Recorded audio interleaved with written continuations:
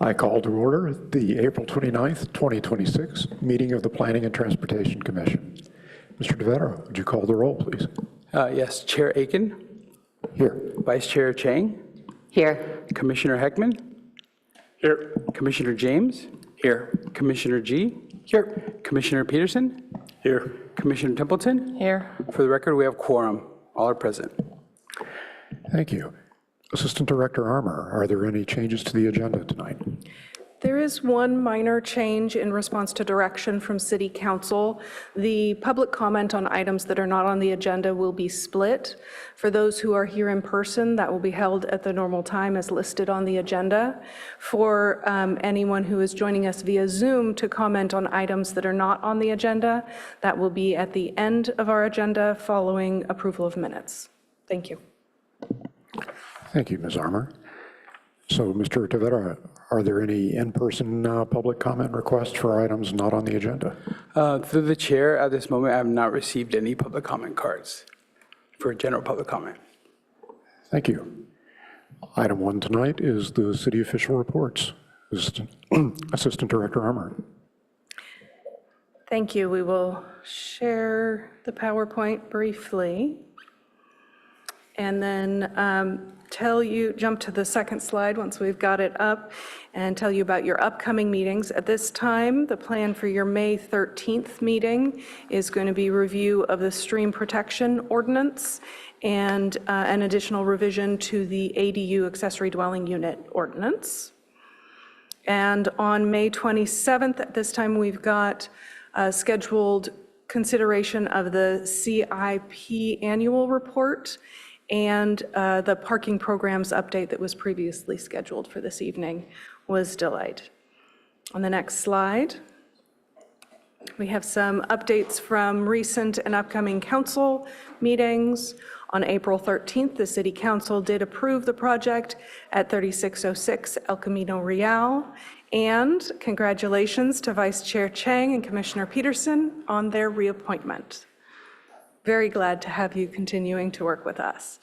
So then next week is May. Starting with May 4th, there will be a discussion of Senate Bill SB 79 and the downtown housing plan, looking for direction from council on how to move forward on those two topics, as well as on the May 11th, consideration of another builder's remedy project, 3781 El Camino Real.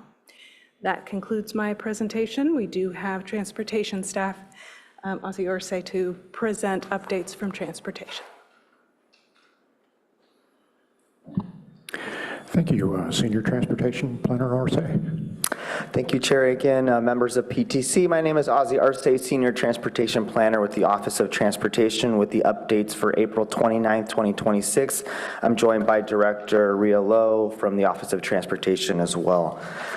Next slide, please. As many of you remember, the severe storms in 2023 caused significant erosion near our rail corridor and the El Palo Alto tree. While Caltrain put temporary measures in place, this project represents the permanent long-term solution to ensure both heavy rail bridge and our local adjacent Alma Street bike ped bridge remain structurally sound against future winter seasons.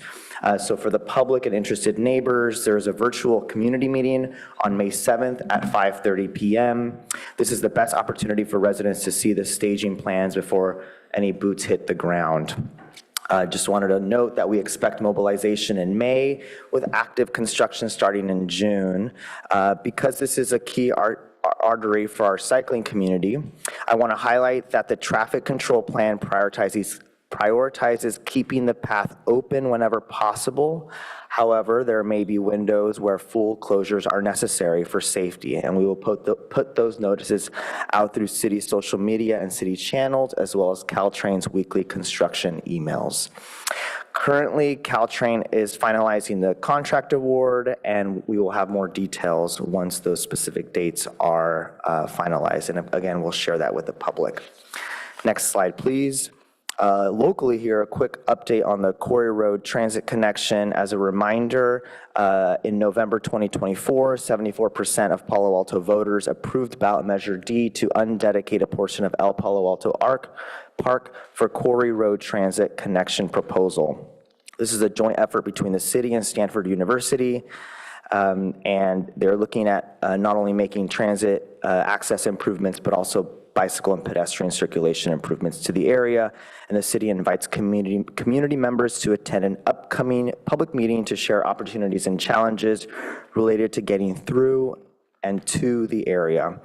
This is an in-person only meeting and will be held at the community meeting room here at the Palo Alto City Hall on Thursday, May 7th, 2026 at 7 p.m. following the Pedestrian and Bicycle Advisory Committee meeting.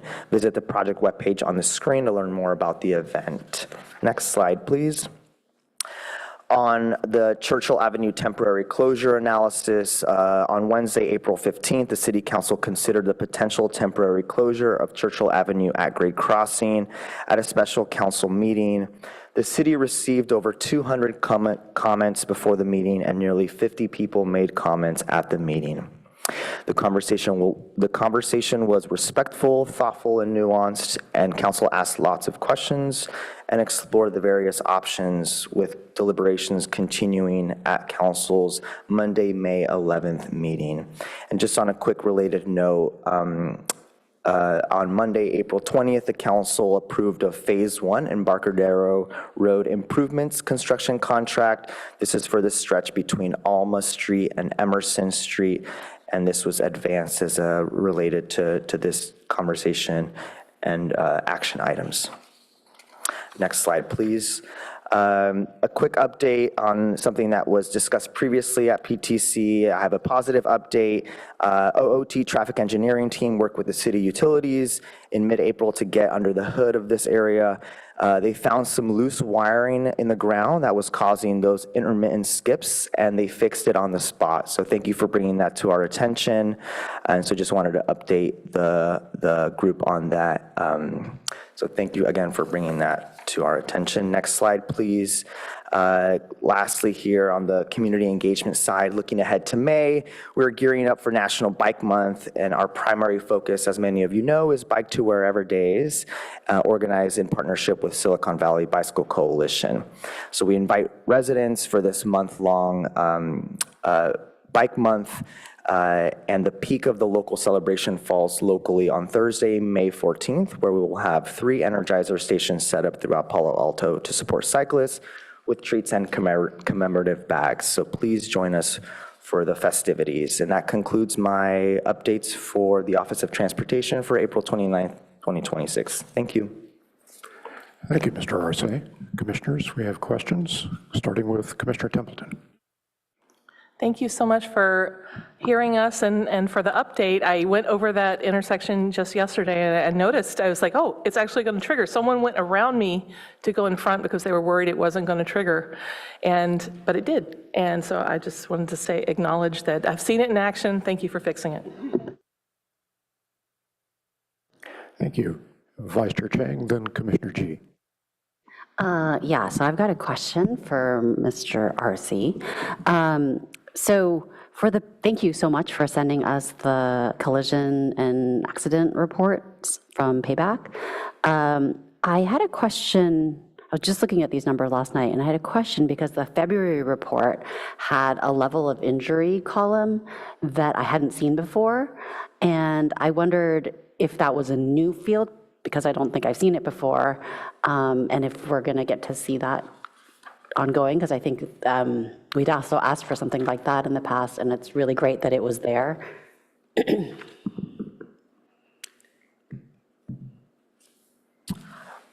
I am not as familiar as those reports as maybe other folks on the team are, but we can definitely get an answer to you.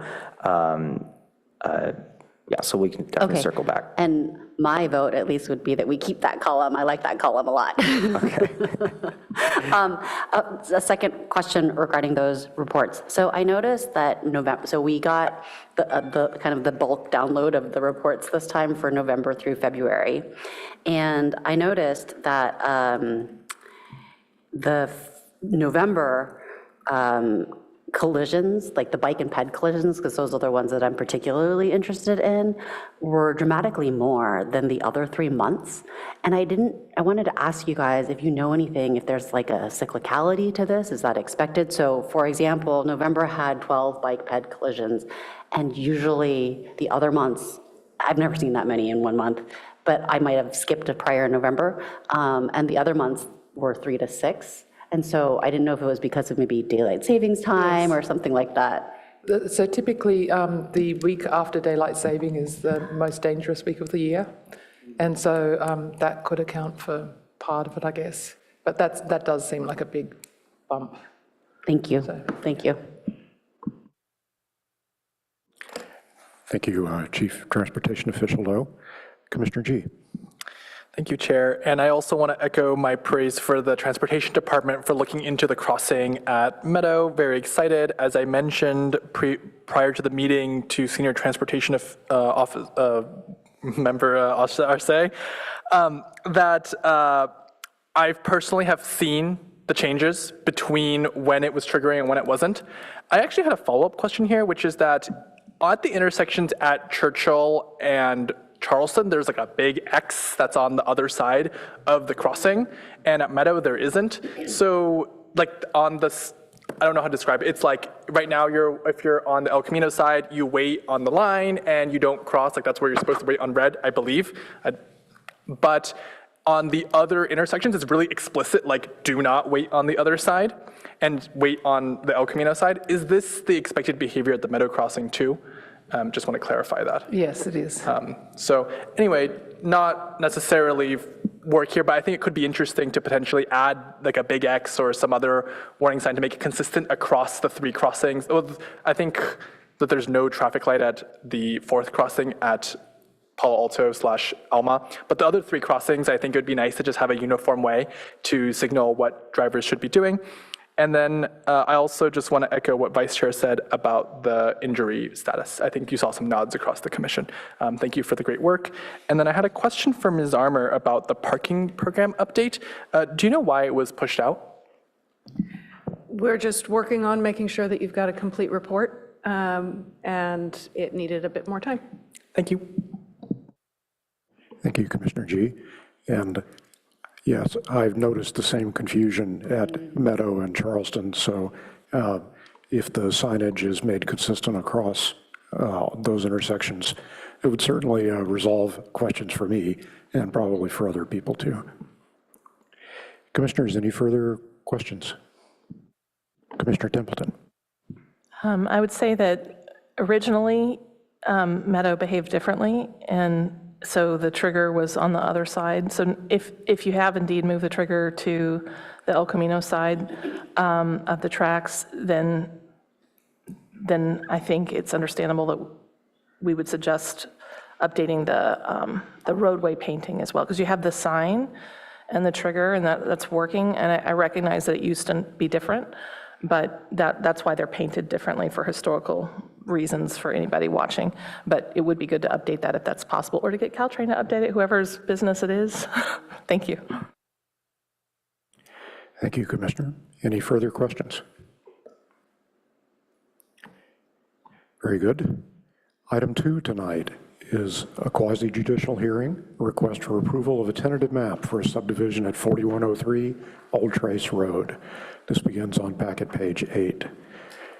Because this is quasi-judicial, commissioners, if you have any information that is not already in the public record, may we have a disclosure? Vice Chair Chang. I'm not sure that this is exactly a disclosure, but it is information that I have that the rest of the commission doesn't have. So I grew up using that as my commute route to Gunn, and therefore I'm pretty familiar with like the traffic patterns that are there. Thanks. Thank you. No other disclosures? May we have the staff presentation? Good evening. I'm going to introduce to you Associate Planner Nishita Kandakupa, and I believe this is the second time she has presented to Planning and Transportation Commission, but in introducing her, take it away. Thank you.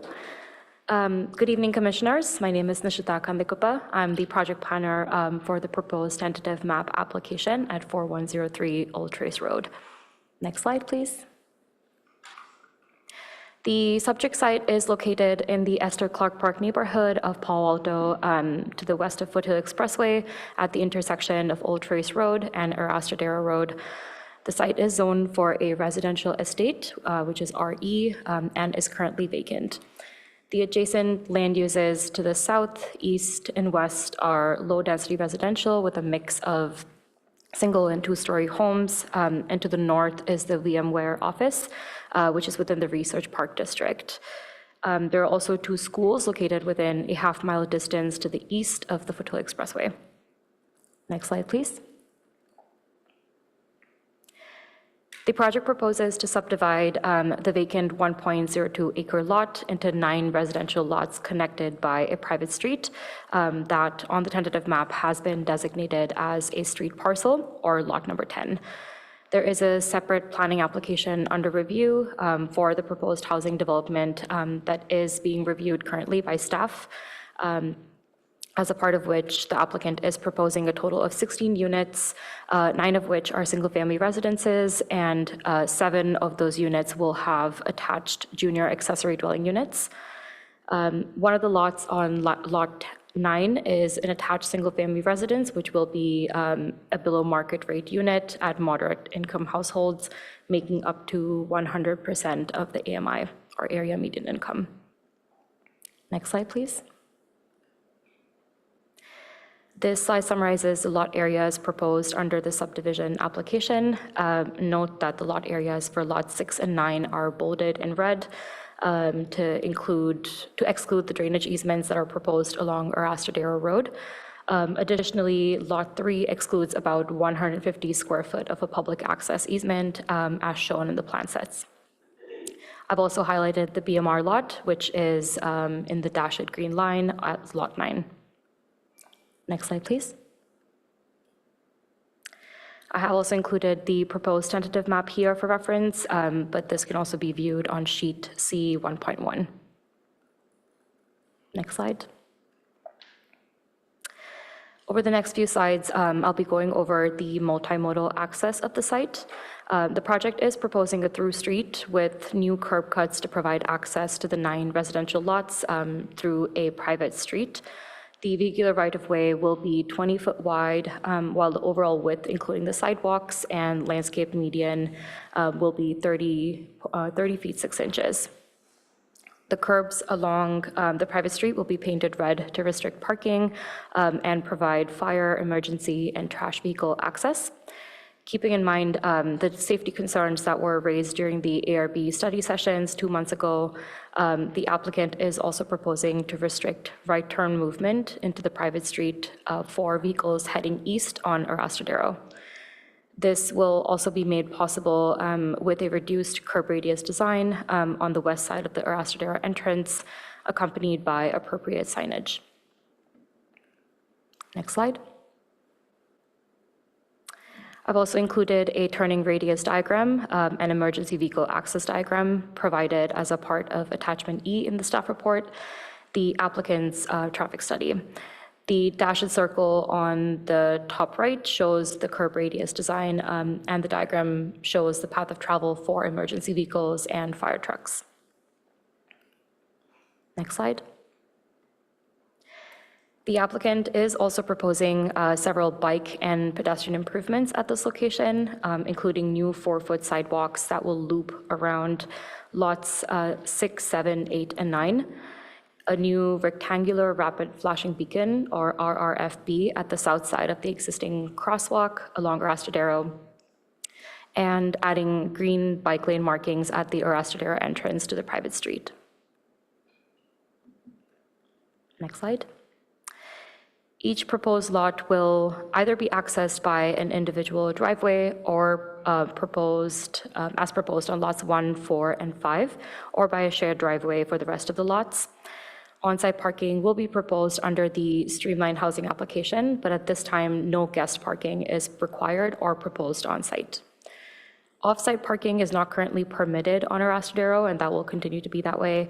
The application is evaluating parking restrictions along the Old Trace Road frontage to prevent parked cars from impeding on vehicular access to the existing residences and into the proposed site for emergency vehicle access. This application is being reviewed in accordance with the state density bonus law, which allows the applicant to request waivers and concessions. The applicant is requesting waivers from the minimum lot area, minimum site depth, private street width, and special setback restrictions along Arastadero Road. Additional waivers and one concession will be requested for the proposed housing development. Next slide. Some important considerations for this project include its strict review and approval timelines under Assembly Bill or AB 130, State Density Bonus, and Housing Accountability Act. The project also cannot be denied based on inconsistency with code regulations or the comprehensive plan land use designation. Next slide. Based on the information provided, staff recommends the PTC to recommend approval of the proposed tentative map to City Council based on findings and subject to conditions of approval listed in the draft record of land use action. Next slide. This concludes the staff presentation. The applicant has also prepared a presentation and will be presenting next. Thank you for your time. Thank you. Commissioners, do we have clarifying questions of staff before the applicant's presentation?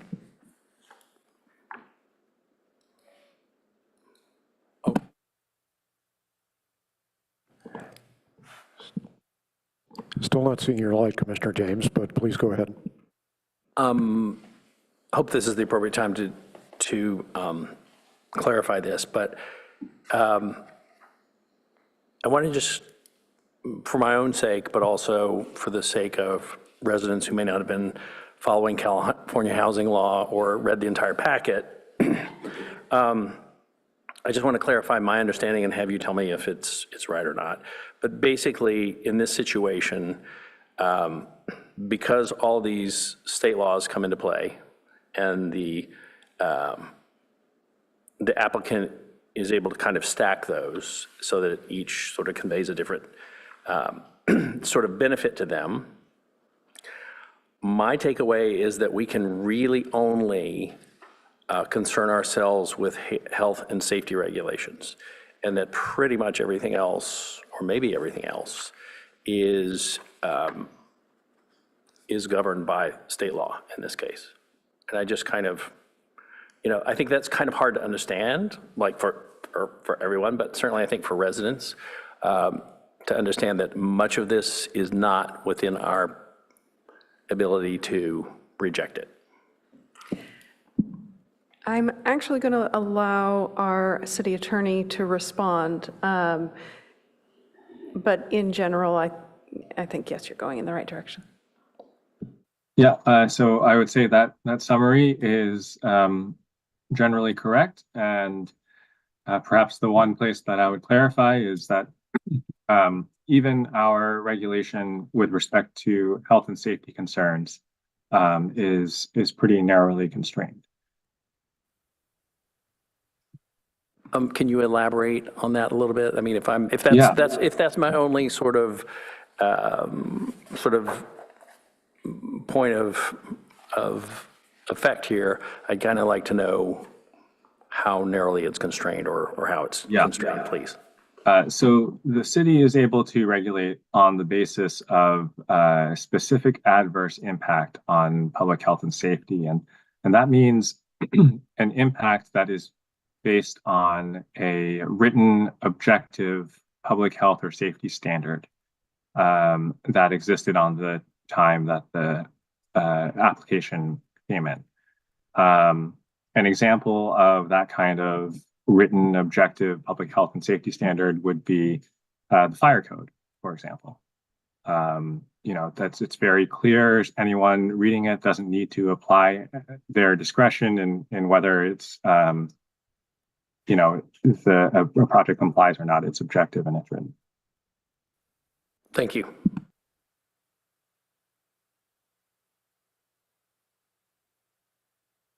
Commissioner G. I have a follow-up question for Mr. Yang on this. Notice that I feel like a lot of the staff presentation has talked about potential transportation impacts, and given that for 3606 El Camino, we also talked about transportation impacts. Are there any specific written objective standards around potential transportation issues that might occur here? So I will leave it to transportation staff to elaborate on this if necessary, but my understanding is that there are not any such standards that we've identified. That's correct. We did a warrant analysis for the crossing. The applicant has offered to provide a rectangular rapid flashing beacon, which we support, but we don't see it warranting anything more than that. And then follow-up question for Mr. Yang. I was just curious if in other jurisdictions, are there examples of these kinds of standards for transportation-related health issues? I'm not aware of any such standards. My understanding is that the transportation standards that exist have been developed over the years largely for concerns about like throughput and traffic level of service sort of issues. I was just wondering if maybe Chief Transportation Official Lowe had any other comment from any of the other jurisdictions you've worked in, if there's anything that exists in this realm from your experience? So I think what the attorney said is correct. That being said, I think that there are cities that have additional considerations that are based on safety-related research, and so they add that as part of the engineering judgment portion of using the California MUTCD. Sorry, what is this, the last acronym? The California Manual for Uniform Traffic Control Devices. So that's the standard that we're required to follow, but it includes language about engineering judgment. And so sometimes cities will pass local policies, and sometimes those local policies are based on safety-related research. So that's one way of kind of incorporating that. Okay. For clarifying questions, that's it. Thank you.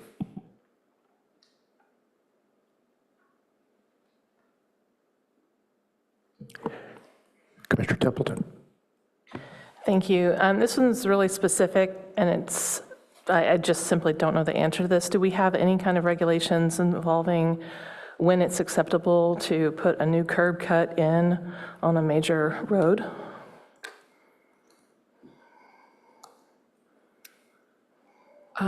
We do have, so for example, on El Camino, because that's a major road, I'm looking to the planning staff to see if they have the reference on their fingertips, but we do have a standard, a recommendation regarding that from, I think it's from the comprehensive plan. And is Arrastradero considered a major road? My understanding it is, but I just want to confirm with you. It's not a highway. So it's I didn't ask if it was a highway. I'm sorry. I was just trying to talk about if it was in any way, do we have any regulations about when you can put new curb cuts in on major roads? I'm thinking like, El Camino is a highway. It's a state-owned, so it's really not up for comparison to this road, but I'm thinking like Middlefield, Alma, Arrastradero, Embarcadero, things like that. When do we have any discretion about that at all? I'll need to check in on that. It would be great, and it's okay to come back to us later, but I think that will be, I would anticipate that being part of our discussion. It would be great to know if we're working within a framework for that. Thank you very much. Thank you, Commissioner. I'm also interested in the outcome of that research. Any other clarifying questions, Commissioners? Seeing none, I believe we'd like to hear from the applicant.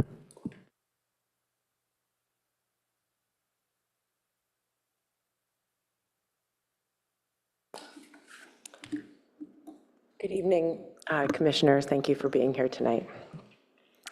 My name is Melanie Griswold, and I'm the developer behind the Oaks. Next slide, please. I just want to start with a little bit of personal context. So I work primarily as a land use consultant, primarily on larger projects, and occasionally on some smaller subdivisions like this one here. Part of my work is to bring housing to the Bay Area, but an equally important part of my work is to bring things that I think I can be proud of. And this subdivision is one. While it is more dense than I think that the neighbors are expecting in this particular area, it's one that we have tried to make unique, and that it's not something that's cookie cutter, and that we've also tried to listen to the concerns that were raised by the neighbors and by the Architectural Review Board when we came before them a couple of months ago. My goal with this subdivision is to leave a long-term legacy, something that we can be proud of and something that is going to enhance the streetscape of Arastradero when we go past there. We are including the public art, not just paying a fee, but going to commission an artist to bring something that will actually, that you can look at and that will enhance the streetscape on Arastradero. Can you have the next slide, please? So turning to the project itself, the streamlined housing permit is not before you tonight, but we have the tentative map.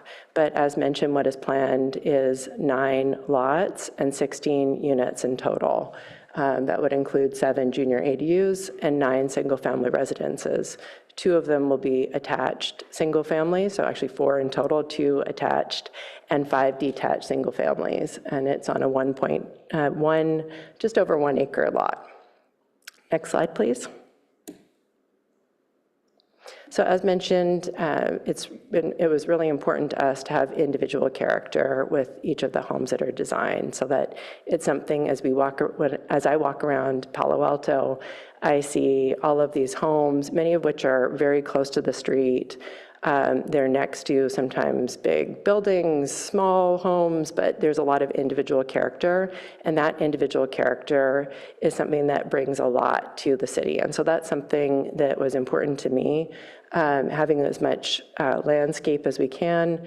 That's part of the reason that we narrowed the road from the 30 feet to the 20 feet, is because it provides for more area to actually have landscape. In response to the comments that we received from the Architectural Review Board, we did a significant redesign from what's shown on the slide here. And part of that was to be able to provide more driveway parking spaces so that we didn't have that overflow traffic from guests that would be potentially going into the Old Trace Road neighborhood. If I could have the next slide, please. Our architect is Taylor Carpenter of Ponderosa Architecture. I think she shares a lot of what my philosophy is, which is that you pay attention to the details of design, and that when you have something that is well designed, it is something that will enhance the beauty of the neighborhood. Next slide, please. The proposed subdivision is something that is for the missing middle housing in Palo Alto. So we have, as you know, it is very well located close to great schools. And we expect that this is a subdivision that will be able to accommodate families. With the junior ADUs, it can accommodate that multi-generational living as well. We've got first floor en-suites, and there is an on-site BMR unit as well. Next slide, please. I think that you'll get a lot of comments tonight about safety considerations. And in designing the subdivision, one of the first things that we did was we went to Hexagon Transportation Consultants, and we asked them about the distance of the driveway exit, so the private road, from the Arastradero and Old Trace Road intersection, because there are guidelines for how far you want to be able to put a exit. The entrance onto the subdivision and the exit are both within acceptable distances from that intersection. We have had discussions with the city about red striping the area of the subdivision that would be between the private drive entrance and Rastradero. I think that would be helpful because we want to make sure that there's a open vision triangle. So as you're exiting, that there's no cars that are blocking that area. On the other side of the subdivision, as we've noticed from the fire truck turnaround, it would also be important to red stripe the other side. And I think that red striping also just makes it so that this subdivision is not having that overflow traffic. And so when we are looking at the driveways, we want to make sure that there's adequate place on the driveways that people can park not only their own cars, but that guests can also park there too. So each of the units proposed has a 2-car garage as well. Although I think that the science shows that if you actually provide more parking, you produce more traffic. So it is a little bit of balance here, but we are trying to make sure that we don't have that impact onto the neighbors.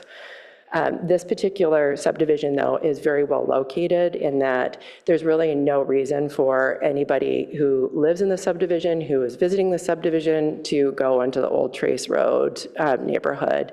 Everything is contained within the Rastradero corridor.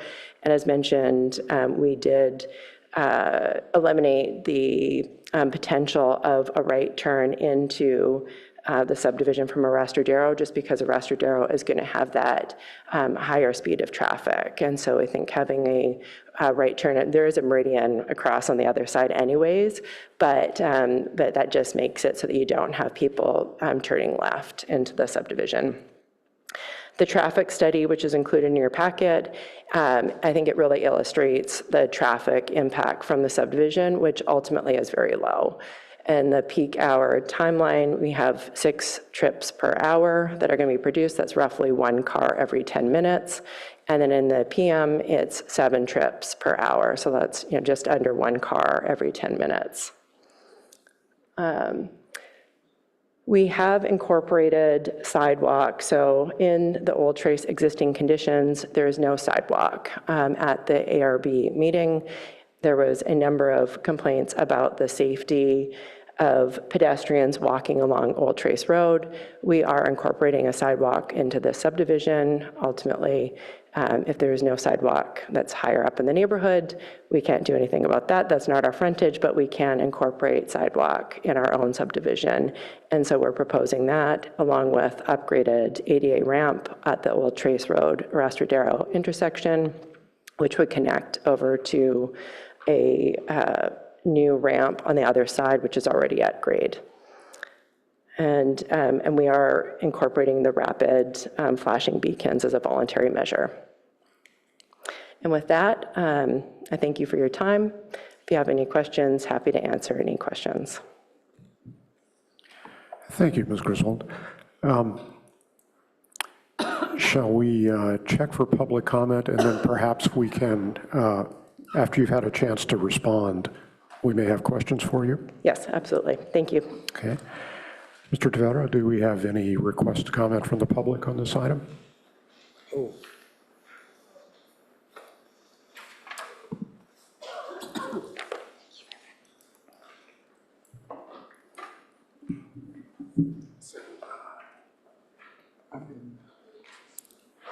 We do, and we're collecting them, and we'll let you know in a moment how many we've got.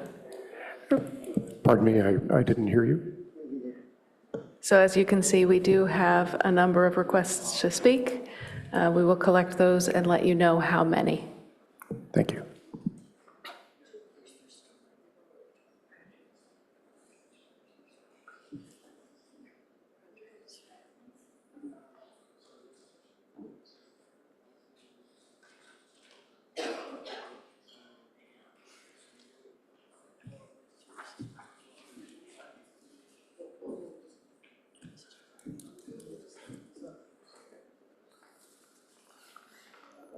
So through the chair, I do have a request for a group of one spokesman representing a group of 5, and then I have 5 individual speakers, and then 2 requests to speak on Zoom at the moment.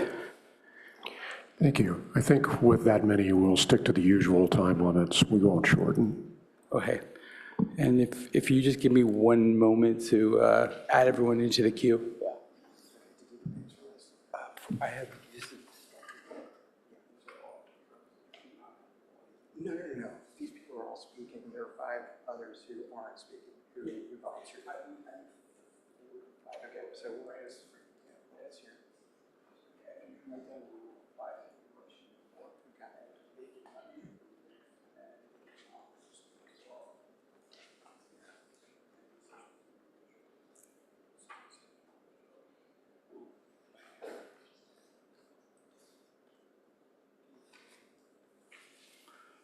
So for clarification, Chair, I have one group of, one spokesman representing 5, and then I have 9 individual speakers, including 2 on Zoom. And yes, I'll add those to the queue. All right, I think that still falls within the tolerable limits, so let's stick with the regular time limits. And then did we want to start with the group speaker? I would prefer that. Okay.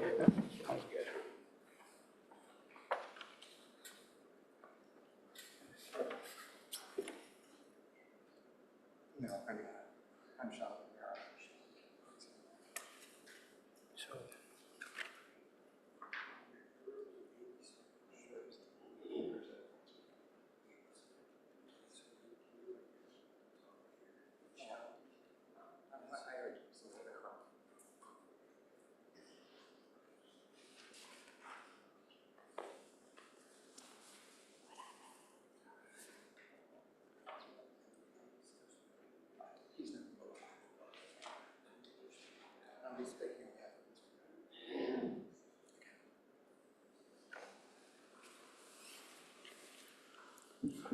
So, Pardon me just a second. The group time limit is longer than 3 minutes, correct? There we go. Okay. so Shallon, you may now speak on representing a group of 5. And I will start your time now. All right. Well, thank you for the opportunity to voice our concerns. My name is Shalu Mehra. I live on 875 Mockingbird. These are all my neighbors. So we are in the Esther Clark Park community. It's on the property originally owned by Juana Briolas. Many of us, I've been there about, how long have we been there? We've been there 13 years. Many of our neighbors have been there, our original owners have been there 50, 60 years. Many of whom could not make it tonight. Our neighbors skew elderly because they are original owners. So just to recap some basic facts, so our neighborhood was designated residential estates originally, right? We have one ingress egress to the neighborhood right there at the intersection of Arrastradero and Old Trace. There are 29 residences, 3 cul-de-sacs currently. So the proposed, this proposed development, the Oaks, that's going to have 16 residences, which are all concentrated at the sole ingress egress that we have. Commissioner James had mentioned that there are the state laws, right? The density bonus laws and whatnot, the CEQA statutes that are being relied on for the CEQA exemptions. But as has been noted, there is still a duty to even arguendo, if we're to assume that AB 130 was properly applied here, which I would challenge actually, there's still a duty to take into account our safety. And the fact is, there is no way that this development can be mitigated in a way that reduces the risk to our safety, the immediate risk to our safety here. And it's in a couple points, obvious points. We have this sole ingress egress, which is going to increase the number of residences by over 50%. The Old Trace is only 30 feet across. Okay, there's a misleading statement, there's a misleading representation in the cycle 3 plans. It continues in that, showing 40 feet there. It's really 30 feet curb to curb. There's no way for safety vehicles to safely get across. You've heard that parking is not going to be allowed. The fact is the parking will inevitably spill over. There are 16 residences here, right? Nowadays, everybody has, what, 2 cars. There's no accommodation for those cars in these plans. AB 130, which is a statute that's being relied on for the CEQA exemption, that was intended for properties that are within a half mile of a transit hub. We're nowhere near a transit hub. The purpose of that was to counter car dependence. We are an entirely car-dependent neighborhood. This is only going to enhance the car dependence of the neighborhood. It was then characterized, because we're nowhere near a transit hub, this is called infill development. The fact is, we're not in an urban area. RE1 is a semi-rural area. We're in horse country. This neighborhood was not designed for this number of residents. And that's leaving aside the effect of other statutes. If we're going to discuss statutes, consider, was it SB 9? The number of current residences can be multiplied by 4 with only ministerial review by the city. So our existing parcels, the 29 that we have, can be multiplied by 4, and the city will have no say in that. And frankly, we're all getting up there in years. That's going to happen, right?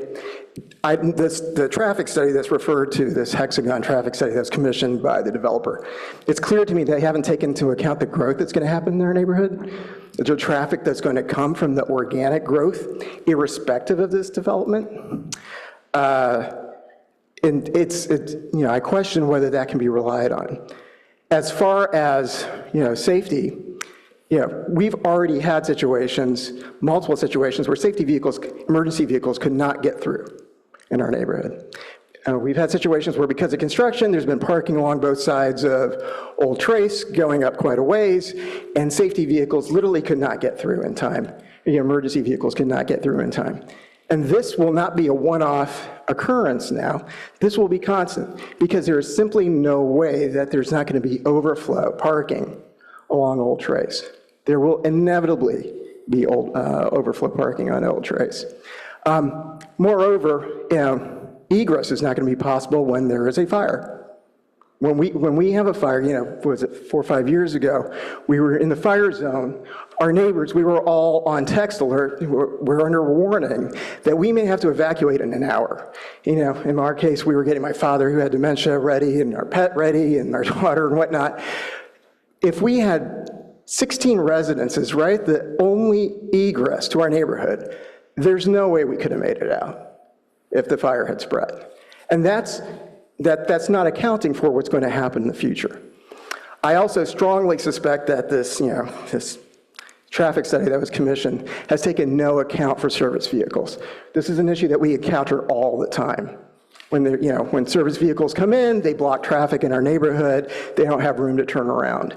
Imagine the impact of that, I'm sure, is not being taken into account. So I would argue that, far from having your hands tied, we've heard a lot about that. We've actually poured over the documents that, the planning documents. And time after time, we see from city and from the staff, and we hear from the attorneys that the city's hands are tied. There's no choice but to let these exemptions go through. The fact is, you have a moral obligation and an obligation under statute to take our safety into account. And this plan simply puts our safety at risk in a way that is not mitigatable. The other thing I would just point out is, I hope the city's not being selective here about the application of the CEQA exemptions, right? And when the hands are tied and when they aren't. Right? Recently the news has come out that the city is pushing for exemptions to the requirements under SB 79, right? Which, for neighborhoods that are actually within a half mile of transit hubs, and which are far more appropriate for this type of high-density development. Now, we don't begrudge our friends who are in those neighborhoods, but we do wonder why the city is willing to push that. But the same city staff who are pushing for that say that they can't even take our safety into account. It's not clear to me why our safety should be disregarded, when clearly the staff is willing to push back applications for CEQA exemptions where there is not a comparable safety risk, and where the development would actually have a much higher impact on housing growth in this community than what's being proposed here. Regarding the flashing light, that does absolutely nothing to address ingress, egress of emergency vehicles. It does nothing to address evacuation. The flashing light is something that my neighbors and I have been asking for years, and that have fallen on deaf ears with the city. But that's a day-to-day issue. That has nothing to do with the safety risks that I'm pointing out, which are jeopardizing our safety.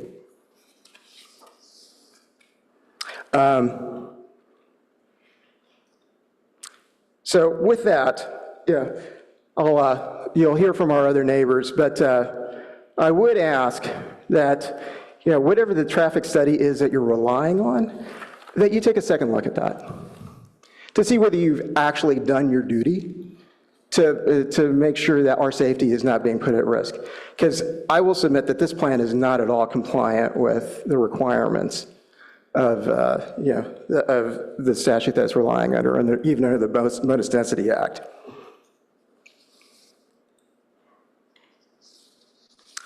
So with that, I'll yield the balance of my time to one of my neighbors. Thank you. Thank you, Mr. Mero.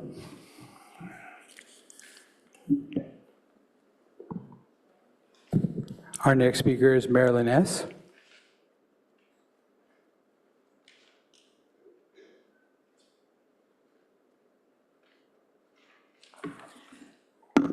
Hello, I'm Marilyn Stalker. I live on Mockingbird Lane. I've lived there for 52 years.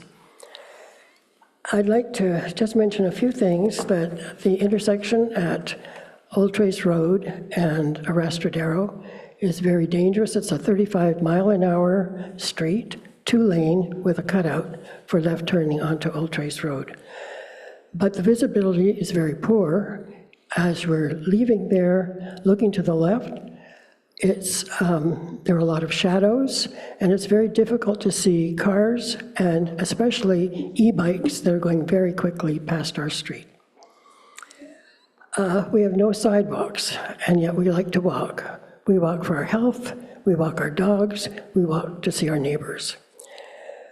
A few years ago, we had construction going on in the neighborhood, and we had as many as 52 cars lining both sides of Old Trace Road and Mockingbird Lane.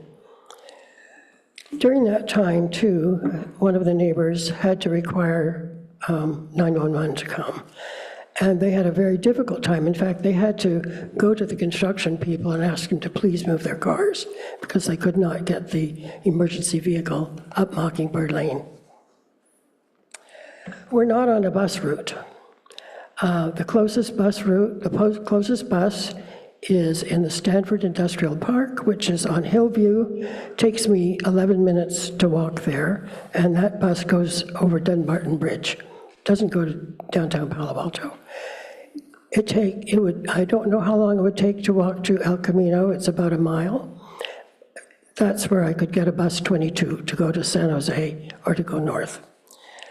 There is a bus stop across from Gunn High School, but it doesn't go every day. I mean, it goes every day during the school day, but it doesn't go all hours.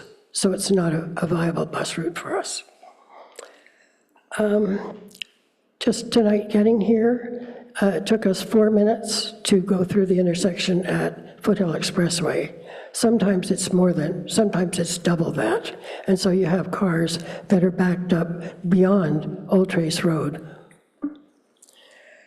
I would just like to mention, we do not have an elementary school near us, as was just mentioned. Our elementary school that's assigned to us is on Stanford Avenue, Nixon School on Stanford Avenue.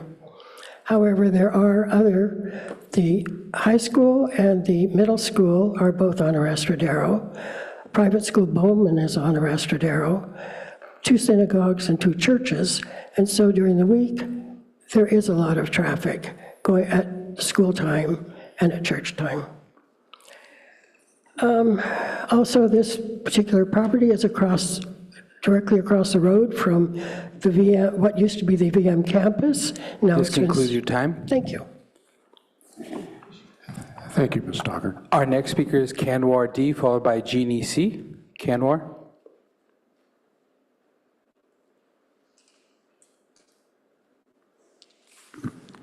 Thank you for your time this evening. My name is Kanwar Deep. I am a resident of the neighborhood on Old Trace Road, 4110. I'd like to reiterate a few points and make a couple of new ones. So first and foremost, I wanted to point out in the documents that were shared, they said there were 2 schools east of Foothill. There's actually 5 schools east of Foothill. So just wanted to correct that.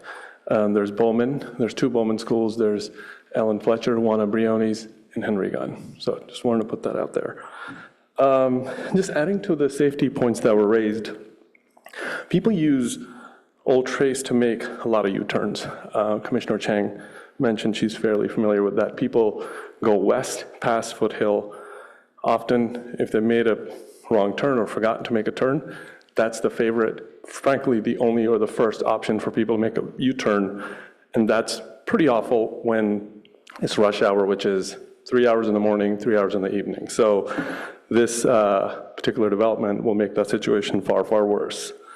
The traffic study, which Shalu already pointed out, we believe it's fairly outdated. That was well before return to office. Since we're in the neighborhood, we know the former VMware campus, which is now fully, I don't know, fully occupied, but heck of a lot more occupied, has people all over, and that is totally commensurate with the increase in traffic that other neighbors of mine have pointed out.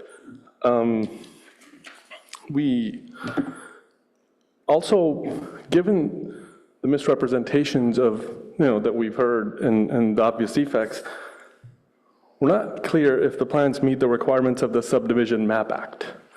That's something I wanted to put out there, or the fire and safety regulations. So that's something to consider here that has not been addressed at all.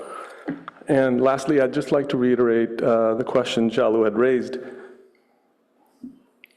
regarding the pushback on CEQA exemption for the development on California Street, but not here. That neighborhood, across the street from Caltrain, next to El Camino, next to a major exit road that goes to 101, is far better suited for what that development is. So just wanted to, put that out there. So that's all I had for tonight. Thank you. Thank you. Our next speaker is Jeannie C, followed by Jeff W. Hello, my name is Jeannie Clancy, and I live at 4146 Old Trace Road, and I've got to say, I've lived there for a very long time, and a public art piece right in front of our neighborhood, I'm not sure is wanted. We live in a beautiful area, and I think we appreciate trees and nature instead of a public art piece. That's just my opinion. But thank you all for listening to us tonight. We raised the following objections to the waivers and concessions requested in the resubmission letter. Waiver number 1, a 1,900 square foot lot size violates the Subdivision Map Act because it is not consistent with the general plan of the area, which is to retain land west of Foothill as open space, allowing for a very low density, open and rural development. Waiver number 5, density bonus law does not override special setback requirements under section 20.08.02. Arrastradero Road west of Foothill Expressway is identified as one of Palo Alto's scenic roadways and is subject to a 53-foot special setback intended to preserve its visual and environmental integrity of the corridor. This setback applies to approximately 200 feet of the project frontage and prohibits permanent structures within the area. The applicant has placed 3 of the structures inside this setback area. The 53-foot setback has been consistently applied with all of the neighboring properties.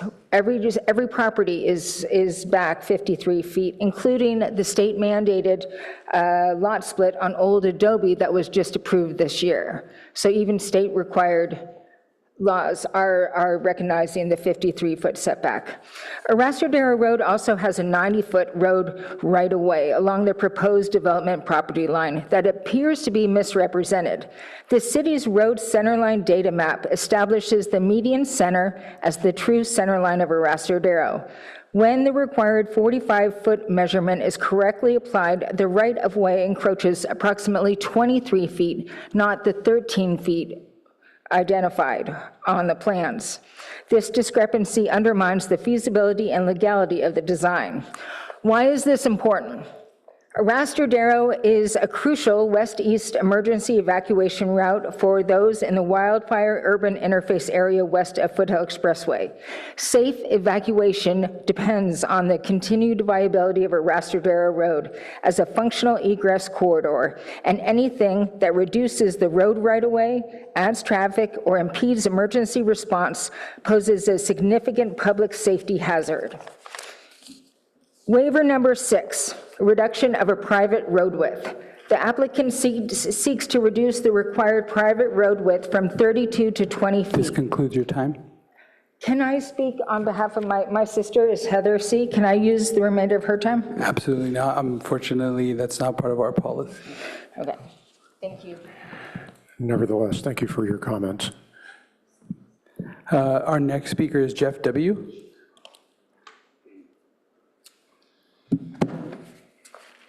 Good evening, Commissioners. My name is Jeff Watt. I live several hundred feet away from the project site in the Esther Clark Park neighborhood. I'd like to start by thanking staff for including Condition 6 of approval.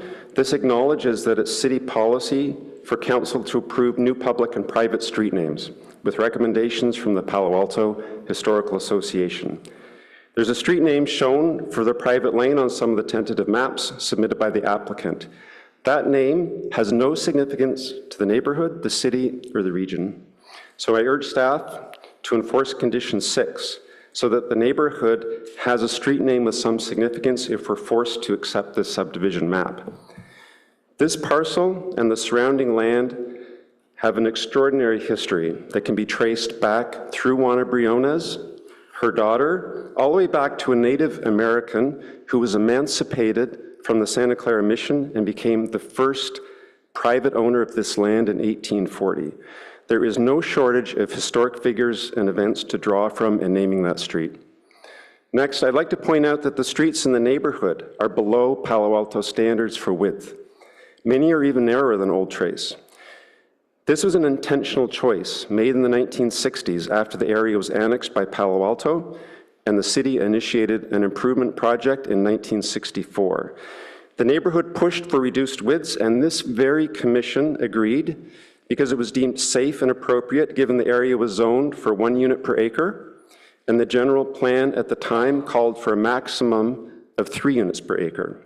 So the decision was made for Old Trace to be a 30-foot curb-to-curb street in a 40-foot right-of-way with no sidewalks, instead of the Palo Alto standard that was suggested, which was and still is 40 feet curb to curb and a 60-foot right-of-way with sidewalks. So here we are today with a project at 5 times the maximum density envisioned back in the 60s, with very well-founded safety concerns based on streets that were not designed for this density. The project is undoubtedly going to lead to spillover parking onto Old Trace, despite what the applicant has said, for residents, guests, service workers, house cleaners, nannies, delivery drivers. I think as many of you know, the utilization of garages is not very high in this city and in California, plus there's shared driveways that aren't useful. So the road isn't wide enough to safely allow parking on both sides, especially without sidewalks. And what's missing here is a realistic analysis of this issue and the mitigation. This project is writing the playbook for developers to come into the neighborhood with similar projects or even higher density projects. And the question is, how is the city going to ensure the safety of the residents and the visitors to our neighborhood? These types of projects cannot move forward with safety issues that cannot be mitigated. Thank you. Thank you, Mr. Watt. Our next speaker is Heather C.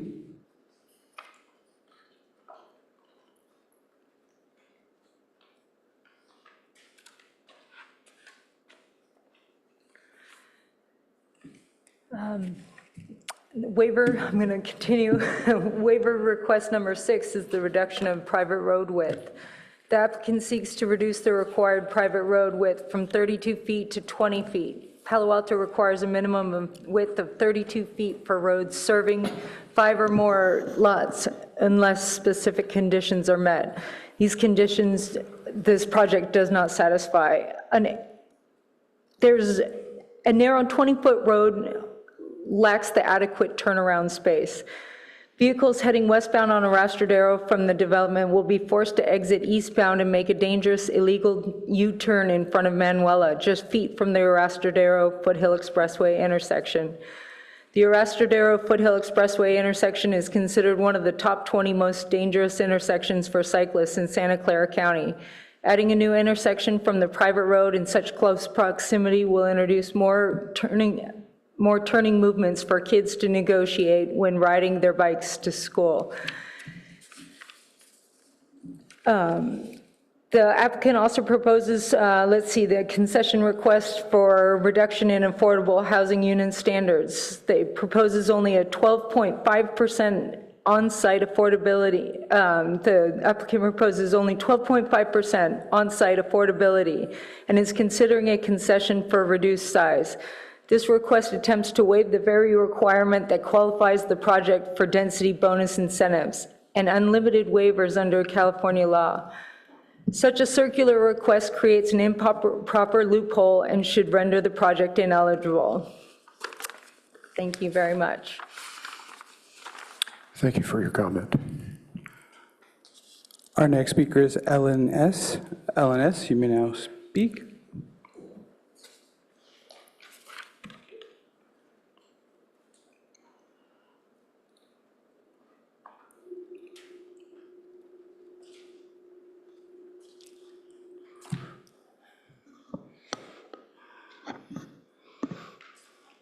Hello, hi, my name is Ellen Shea. I live at 910 Mockingbird Lane.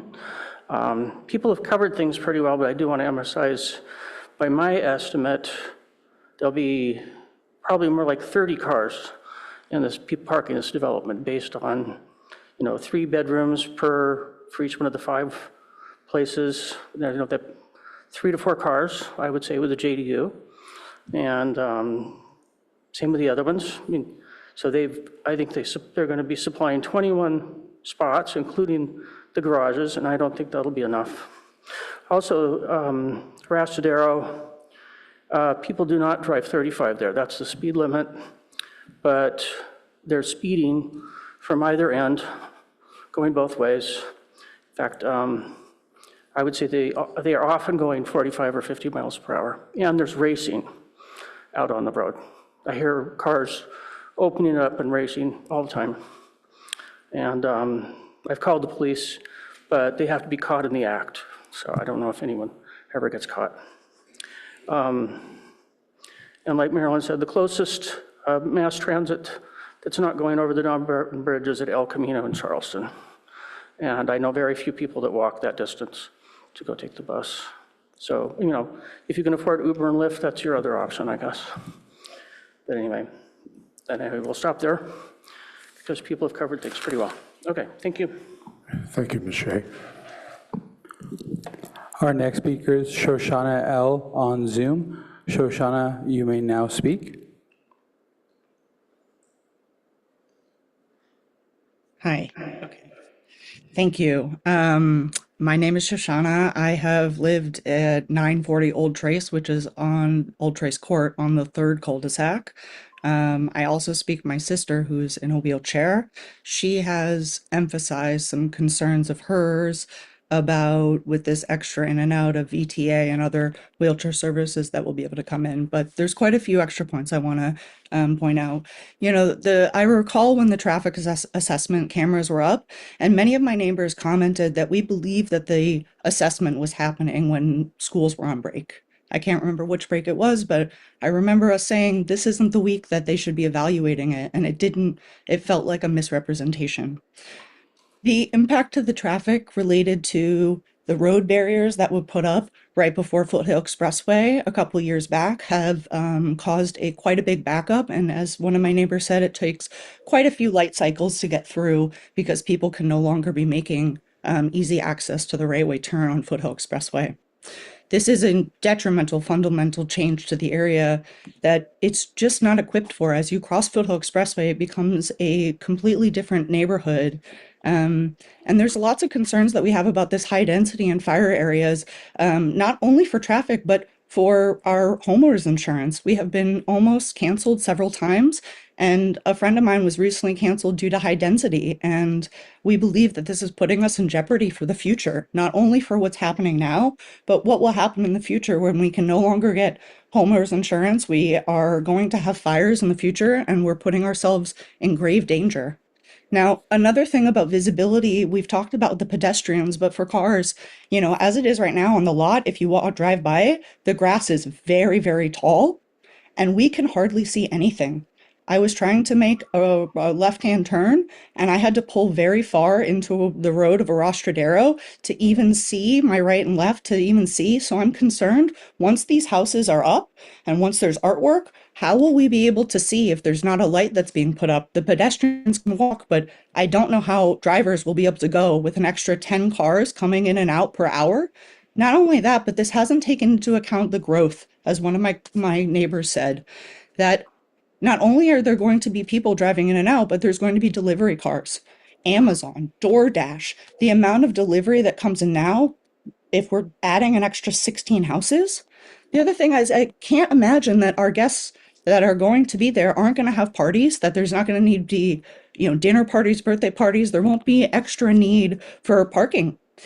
The last thing is I agree, if we're going to have a name, we were told that we were going to have an impact on the name, and that's been another misrepresentation that we don't have control over. So yet another thing in the commitment to us and what it's going to be like for the future of the residents that currently live here for a very long time. Thank you. Thank you, Ms. Leader. Our next speaker is John C. John C., you may now speak.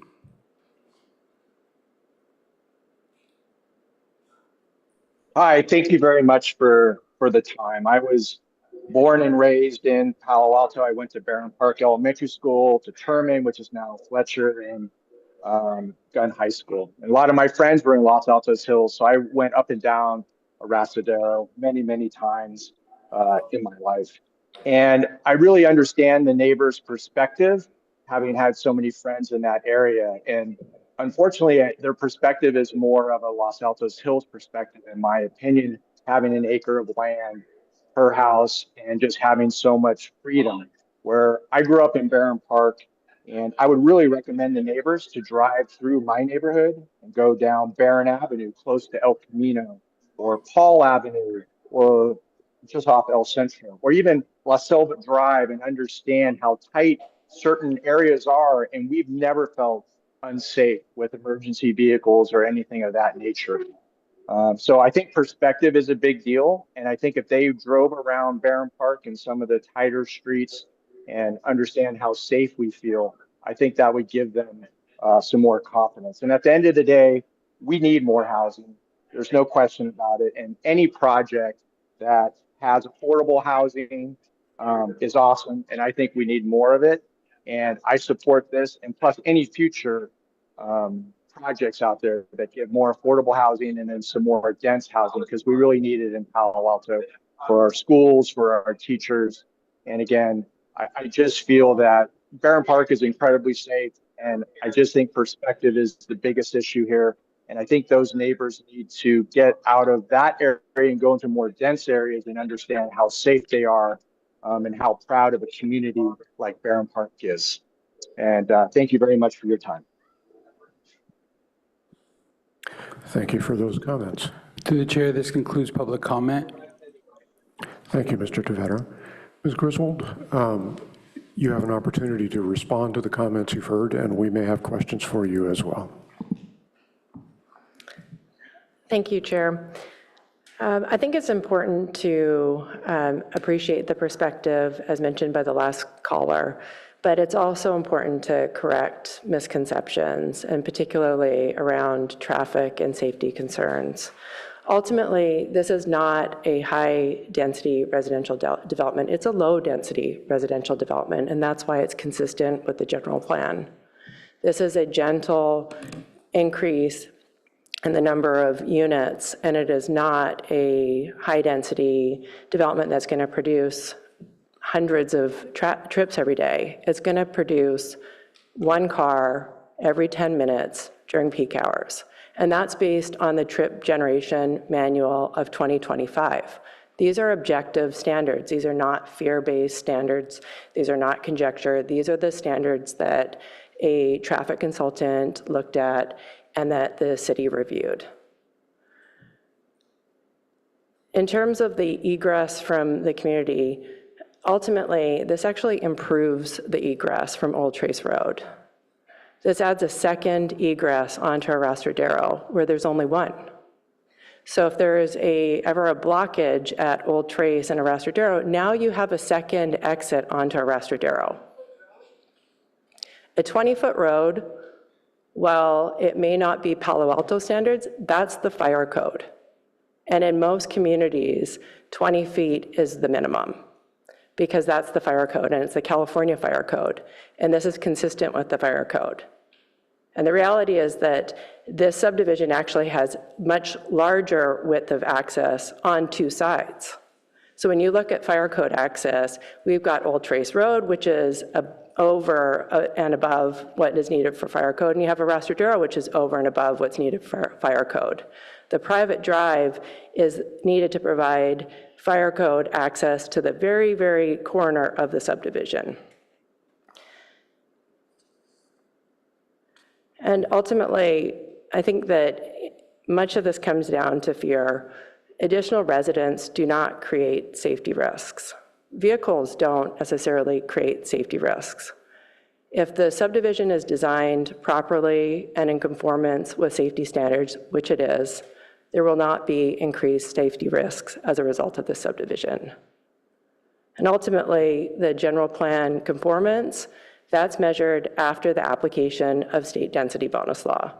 Those need to be based on objective standards, and this subdivision has been designed to be compliant with all objective standards so that it can and should be approved. And with that, I'm here to answer any questions. Thank you. Commissioners, do we have any questions for Ms. Griswold and presumably staff as well?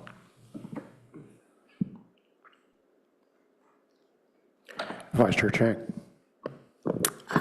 You mentioned the public art as a benefit, and as well as the development enhancing the appearance of Arrastradero there.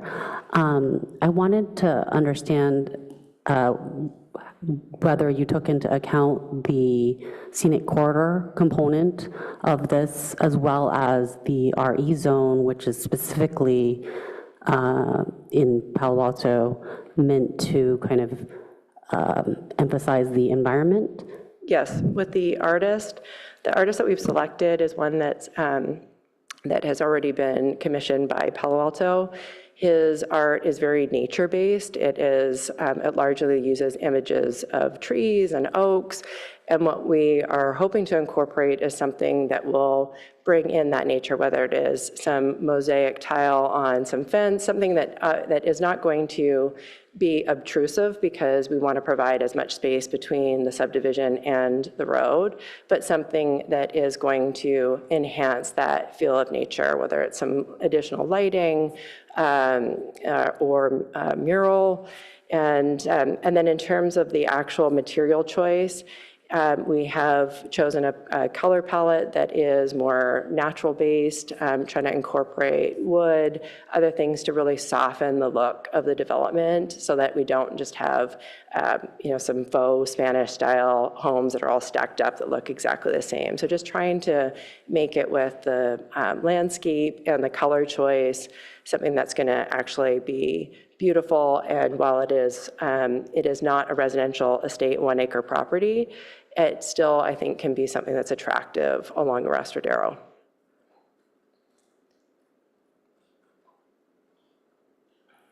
Thank you.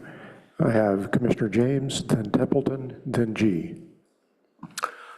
Excuse me. So there's a lot of consternation about this 20-foot road and also about the parking, with people imagining that in real life that there's going to be people parking along that road and parking outside on Old Trace Road. And I just wondered from your perspective, also I'd like for you to touch on, it seems like there was a modification on visitor parking, perhaps from what I saw. You alluded to that, and I guess I'd like for you to touch on those things. Maybe first, like what is the modification from the ARB comments and how you see that kind of affecting these concerns. I just would like to give you the opportunity to address all of those things from your perspective. Yeah, so as much as possible, we've tried to make it so that each unit has a driveway, and a driveway that would be sufficient to be able to park cars, thinking that when guests come, then the driveway becomes an area that people can actually park on. Because there's really no ability to make that private road wider without completely losing the units. We would drop, I think it's 4 units. So that was something that we've struggled with. I wanted to put in more visitor parking. Ultimately, we balanced it by adding more units that have full-length driveways so that there is that parking available. One of the balances is the more you park it, the more people will have cars. The more you look at a city like San Francisco, a lot of people walk, a lot of people have bikes. I mean, this subdivision is located next to a great bike lane on the other side of Arrastradero. Palo Alto is a wonderful biking community, and so this doesn't have guest parking. I would not say it's overparked, but we do have 2-car garages for each of the residents, and we're hoping that this is something where people will get out of their vehicles and they will use their bikes because we have those facilities here.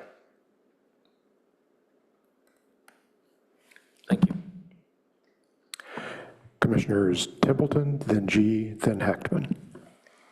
Thank you. Did you want to speak at all about the naming questions or concerns that were brought up? I think we will take direction from the city on the naming. So we had a placeholder name for the street, but my understanding is typically as we move through, the street would be something that we would work with the city on in terms of naming the street. Thank you. Thank you. Commissioner G, then Commissioner Heckman. Thank you. I had a question for you about your working relationship with the neighbors. So are you guys in consistent dialogue? What is that like? Because it sounds like they've been saying things that it seems like they were promised or that haven't really been resolved. So can you talk a little bit about that? Yeah, so at the very beginning of when the property was purchased, one of my partners had several meetings with the neighbors, went into their home. There was a meeting with, I think, 50 to 60 neighbors, went and met with them, presented sort of our general plan, and had a second follow-up meeting with these neighbors. This is prior to any sort of required public meeting. And then we made our plans available for review by the neighbors. After the last ARB meeting, when there was issues raised as to the safety, I attempted to talk to the neighbors and they flat out refused to speak to me, which seemed to be a little bit ironic because in terms of being able to provide a sidewalk along Old Trace Road, we're willing to provide one on our frontage. But if there is truly a safety consideration that you need and want to have a sidewalk along that road, it seems like we should actually be able to talk and that we could have that conversation as to whether that sidewalk that we're proposing would actually connect to anything. Right now, we're not really connecting it to anything. We're connecting it to Arrastradero. But as mentioned, there was a flat-out refusal to speak to me, which I've never experienced from any neighbor. And then in terms of improving the intersection, that's something that we're open to, and I would be open to having that conversation with the neighbors and the city as to whether that intersection can be improved, because we want it to be safe for the residents of our subdivision as well as the neighbors. But I'm having that conversation with the city, but I'm not sure, what the neighbor's perspective is on that. Yeah, just follow up, maybe this is either for you or Chief Transportation Official Lowe. For these transportation projects, is this something that the developer will be paying for, or how does this work for some of the project improvements that we have here? Can you clarify what you mean by project? So in the staff presentation, they're listed a series of different transportation improvements. Some are on-site and some are off-site. Are these generally handled by the developer, or does the city pay for them? Can you just elaborate a little bit more on that? No, they would be part of the development. Okay, and just as a clarification, is this something that you're willing to support for the transportation improvements listed so far? Yes, we've voluntarily been willing to do all of the proposed safety ones, even ones that I think are not actually required. Thank you. And then I had one other question, which is that you described this project as low density, and yet you're using density bonus. So help me understand the difference here, right? Because you're saying it's a low density project, but you're applying a state density bonus law to increase the density. So just help me understand that a little bit more. Correct, but it's still within a low density residential designation. So within the low density residential, the general plan actually provides for 7 dwelling units per acre, up to 14, including junior ADUs. So that's within your general plan already. That's considered low density residential. This one proposes 16, which is including the junior ADUs. So we have 7 junior ADUs. We're on just over 1 acre. So when you use those calculations, you round up. So our base density is 8 dwelling units per acre. So we are exactly within the low density residential, even without density bonus. Okay, so you're saying that you didn't need to use state density bonus law in this case. Is that kind of what you're implying? Correct. We're using state density bonus law for different waivers. So we are within the general plan low density residential, but we're above the residential estate zoning. So we're not proposing obviously a development at 1 dwelling unit per acre. We're proposing one that's consistent with the general plan. And when you have state density bonus law, you are able to use the general plan designation. And then if the zoning is a mismatch, then we're still within the low density residential, but it is low density. Okay, thank you. And so you're not, because you're using the state density bonus, you're not, for example, even though you're within the designation, you would still like to continue moving forward with the state density bonus because of the waivers and concessions that you've listed. Is that correct? Correct. Okay, thank you. And then I had one last question, and this is a little bit more of a technical question, which is that on the hexagon consultation report on packet page 44, I see that you've listed the 9 dwelling units, but as the residents have mentioned, it's pretty clear that the JADUs will also probably be generating traffic. So I'm just help me understand a little bit of this, because it's listed here that the JADUs are not expected to generate any trips on their own. But I think that's a little bit unreasonable, just kind of from a practical matter of it being considered a dwelling unit. Yeah, I'm not a traffic consultant, and so this was something that I asked about, but I think because junior ADUs are within the home, they're sort of considered as part of the same amount of traffic. I mean, within like for example, some of the homes on the street are like 8,000 square feet.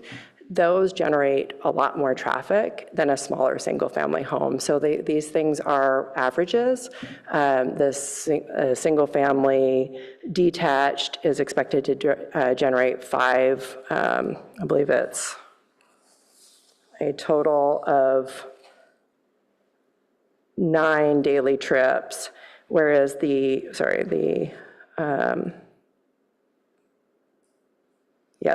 single-family detached would generate 9 daily trips. Attached is expected to generate just under 7 daily trips. So they do take into account sort of the size or type of the house, but yeah. So do you believe that all 7 of the JADUs will generate 0 trips across on average across all 7 of them? I think that they are, actually, I really can't speak to that because I'm going to defer to the traffic consultant on that. But even if it were to generate, let's say, to double the amount of trips, this is still generating a very small amount of trips. It would be 1 car trip every 5 minutes instead of 10 minutes. So, and then I had another question for you on packet page 33. It says that the storm drain connections, direct connection to the storm drain is not permitted and the plans shall be revised in according to plans. Is that something that you plan on fixing? yes, the storm drain is something that we are working through with the city. Okay, thank you. Yeah. Thank you, Commissioner G. Commissioner Heckman. Thank you. Just one question for the applicant and then a few for staff.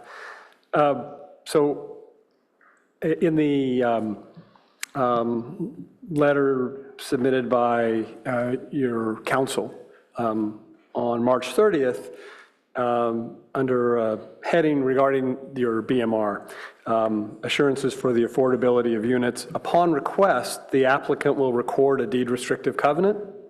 I thought that wording was just a little odd that we have to, I mean, many times in this letter and through your proposal, you are affirmatively saying, we'll do this, we'll do that. But here, they chose to say upon request. So I just want to clarify that you're agreeable, the applicant's agreeable to record this deed restriction, and we can fold it into a condition of approval. Yes, yes. I mean, it is a part of the legal basis for the subdivision is the affordable unit. And so typically we would have an affordable housing compliance plan that would be a condition of approval for the building permit, and that you would have to have the deed restricted covenant recorded along with typically that affordable housing compliance plan as well.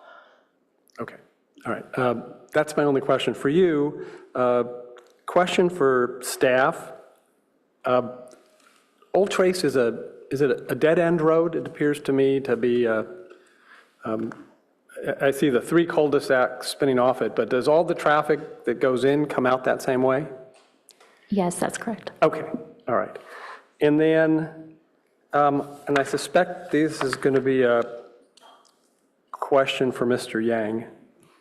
And I'm looking at, so part of what we're dealing with here is the Housing Accountability Act and this limited purview that the city has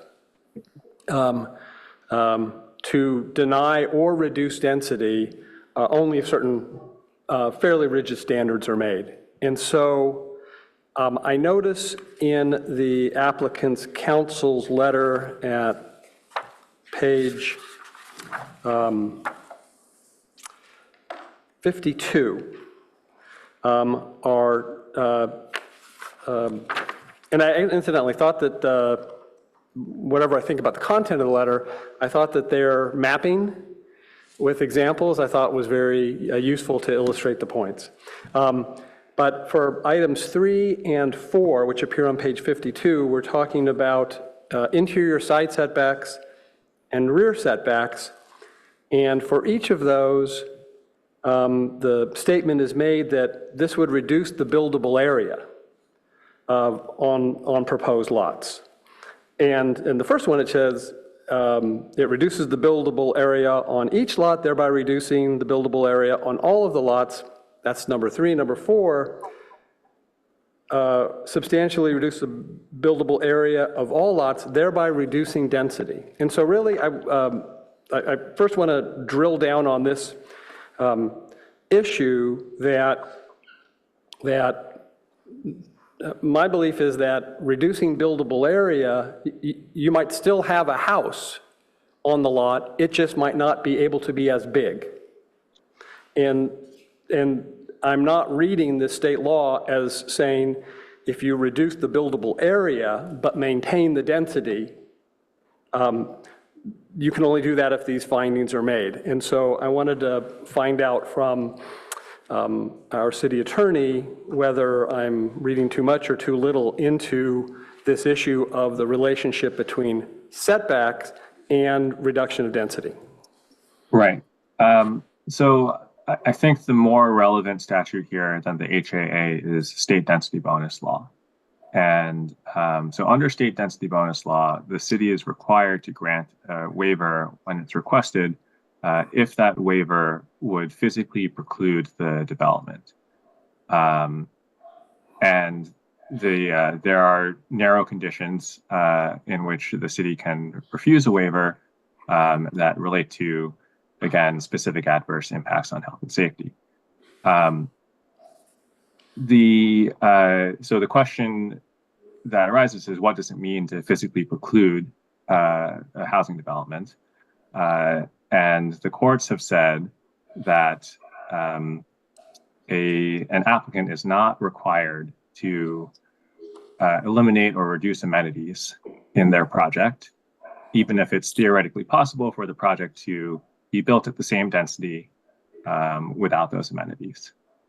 So in this case, the size of the unit would be one of those amenities that the developer is not required to reduce.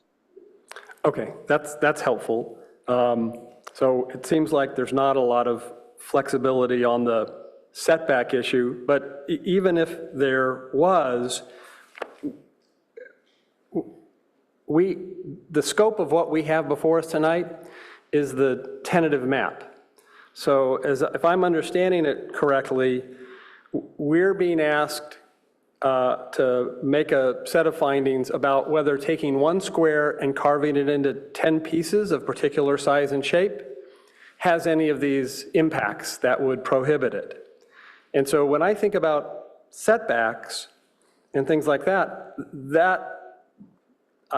I'm wondering if that is actually in our purview, although the staff report doesn't make that distinction, because it seems like a setback is something, while it comes with whatever shapes are on the map, it's really part of the housing application that's not before us that's going to city council.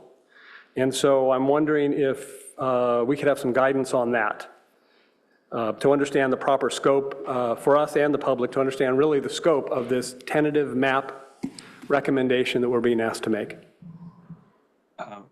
Yes, so I think you've asked the right question. Not all of these waivers are relevant to the tentative map that's before you. They're all listed in the applicant's letter because the letter covers both the map and the housing proposal, but only some of them are relevant for the map, and those are lot size, special setback on Arastradero Road, street width, and site depth.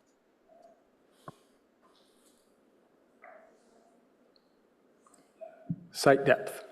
Yes. Okay. And those are listed out in the staff report, pages 6 and 7 of the staff report. Great. Those are my questions, Chair. Thank you. Thank you. I have a question, then I'll turn it over to Vice Chair Chang for some follow-ups. So one of the consequences of the street design is that we're creating a new conflict zone at Rose and Astrodero that didn't exist previously. And I'm a little confused about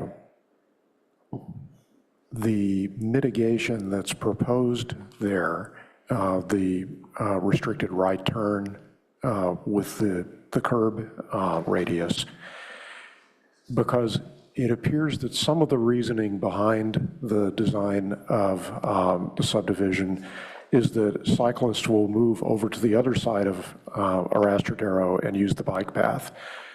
So I'm curious as to why, Ms. Griswold, you were interested in supporting the right turn restrictions at Rose, and whether there were any other mitigations that you considered and ruled out. So again, I'm not a traffic safety consultant, but my understanding is one of the more dangerous things that a car does is turn right when there's a bike lane.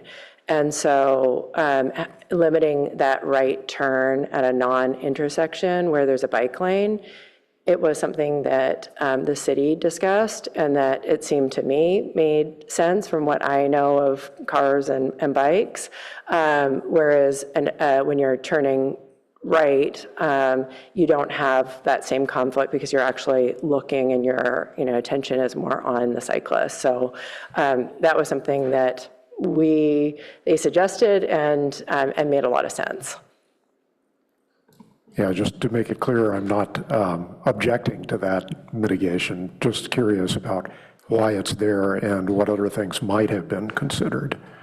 So I gather that you considered what was proposed by staff, but that was the only mitigation.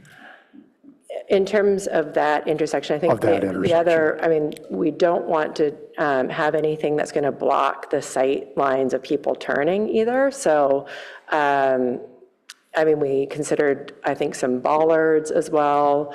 And, but I think the recommendation was to have more of the curb design as being the cleanest, sort of most visible means of mitigating any left turn into, or sorry, I'd say right turn into Rose Drive. Okay. Or what will likely be renamed and not be Rose Drive, yes.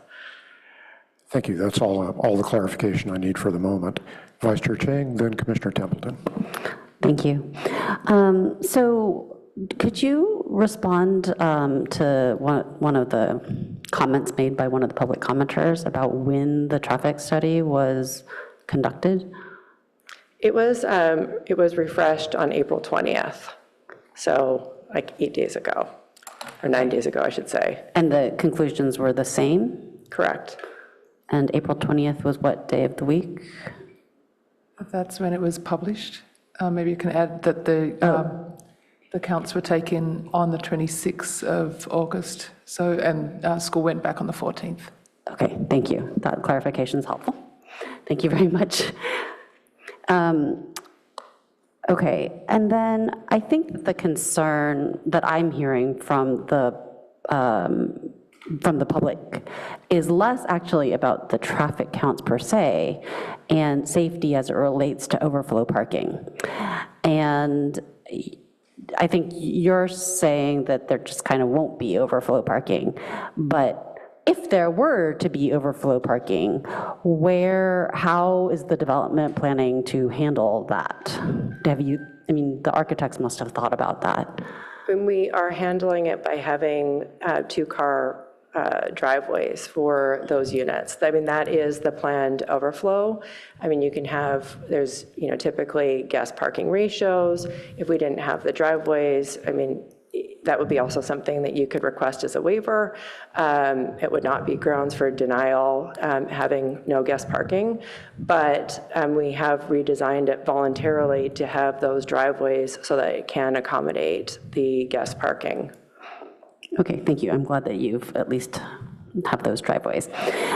For staff, I have a question about the base density calculation and what our comprehensive plan says. So this might be a question for Mr. Yang. If our comp plan had a separate land use designation that wasn't just, single family residential, but another category that was specific to the RE zone, would then the same base density have been, like, is there a way to change for the future? Or hypothetically, if our comprehensive plan were written differently, would the base density still be what it is at the seven units? So it is theoretically possible. It's possible for the future to change our comprehensive plan to have a new and different land use designation that is lower in density for these sites. The issue is that would be a reduction in the density that we allow in our comprehensive plan for these sites. And if we're going to do that, it needs to be paired with a concurrent increase elsewhere. We need to have a net even impact when we're making that. Sure, I understand. Okay, thank you for that. I know that's not, we can't do that tonight, I understand that, but I wanted to understand kind of the law behind this. Thank you. Thank you. Commissioner Templeton, then Commissioner G. Thank you. I sort of split my applicant questions and my staff questions, so these are mostly the staff side since I already had my applicant questions.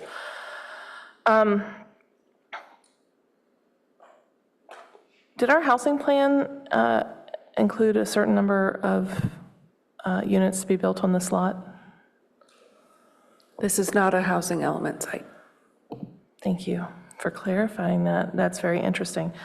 Do we know why not? I mean, it was a vacant lot. There are a number of components for justifying potential lots, developer interest, and similar types of things in terms of the likelihood that something would redevelop within the next 8 years. And at that point, we didn't have any indication of that for this lot. Okay, is there anything else to add? Or what I'm trying to get at is, it seems like this is coming as a surprise to some of the neighbors. And since we were looking everywhere and, scrounging for units to commit, it surprises me that this vacant lot that is being proposed for many units was not considered. And I wonder if there was a reason why, a legal reason why. And you're saying people just didn't want to do it? I don't believe that there was a legal reason for not including it. There are a number of parcels that are currently coming through for redevelopment that weren't housing element sites, and those sites and those units do still count towards our housing element obligations. And so, yeah, sometimes there are parcels like this that weren't anticipated to be redeveloped, but then somebody comes through based on a new understanding of state laws or other opportunities. When was this property purchased by the current owner? I don't have that date, but I believe it was probably about a year ago. I think was when we started hearing interest in redeveloping it. I remember watching it closely. I drive past this lot often. Mr. Yang, you looked like you wanted to chime in. Did you have anything to add? No, I was just going to confirm there's no legal reason that it was not on the housing inventory. Okay.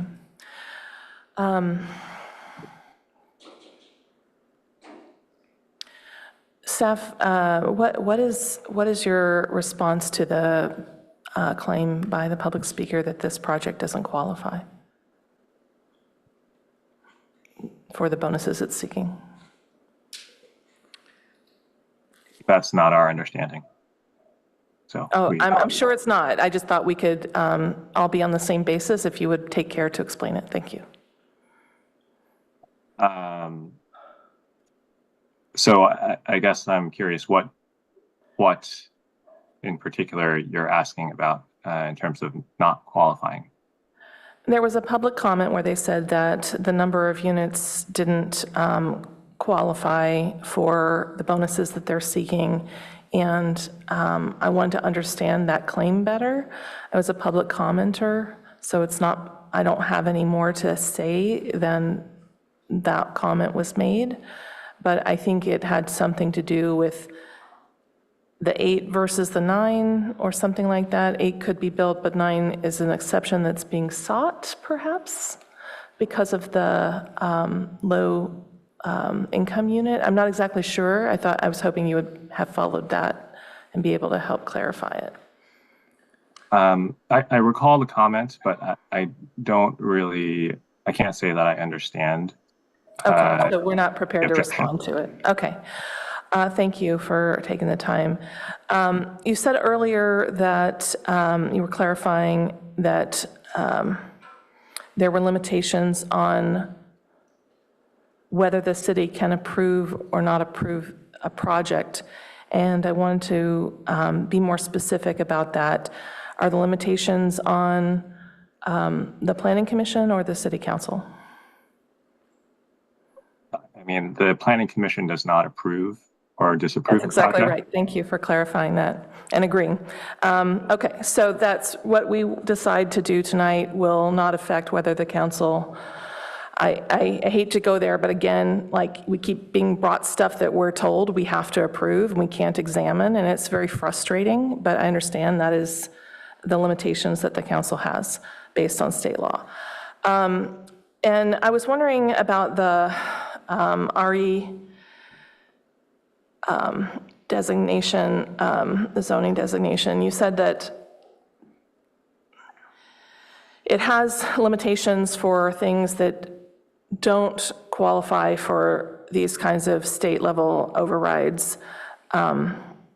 If there weren't state-level overrides, how many units would be built on this lot?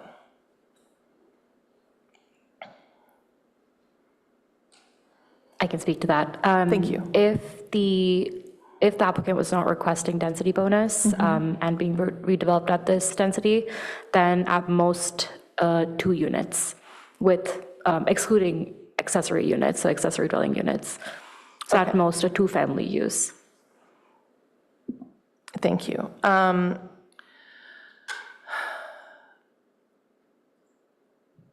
What is the city's position on the fire hazards that were brought up by the neighbors? I don't know if anybody here has been up and down those roads, but like the vice chair, I have been up there many times, and it is terrifying in a car because there's a lot of vehicles, and it's very narrow, especially if there's oncoming traffic, and I can only imagine what it's like for emergency vehicles. So I would love to know the city's official position. As a part of the review, the fire department did review the project. And did it review the whole neighborhood or only the part that belongs to the applicant? Only the part that belongs to the applicant. That's not my and the question. adjacent streets. Yeah, I definitely want to know if the neighborhood is safe by the virtue of this development being done. If it's a distinction, and I just want to make sure we're speaking clearly to the concerns brought up by the public. So the concerns are not the evaluation of this project. The concerns are these people going to die or lose their properties if a fire comes and nobody can get in? Was that evaluated?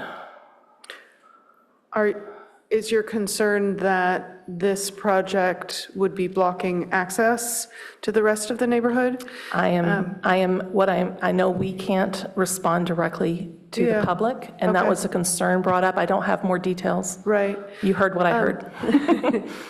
So in response to that level of concern, because this project doesn't propose any changes to the rest of the neighborhood, it really is, the changes are focused on that existing intersection at Old Trace Road and... Hold on, is that accurate? Because I see here there's an entrance onto Old Trace Road. So it will be absolutely affecting the neighborhood. And that's exactly the area that I was just referencing. Okay. The intersection where Old Trace Road meets up with Arrastradero, and this new road will be right there as well in that area. So, but it can't not affect Old Trace Road by its very nature of existing. So, I mean, that claim is just not true. And I don't think that's what you meant, so I'm not trying to put words in your mouth. I just want to clarify because you're not seeing it. I'm seeing the reaction behind you. So the question, and I apologize, I'm trying to be expedient because I don't want to be here all night, and I apologize, I'm jumping in on both of you guys. What I'm trying to say is there is a concern that was expressed tonight that our good intentions are not the same thing as implementation.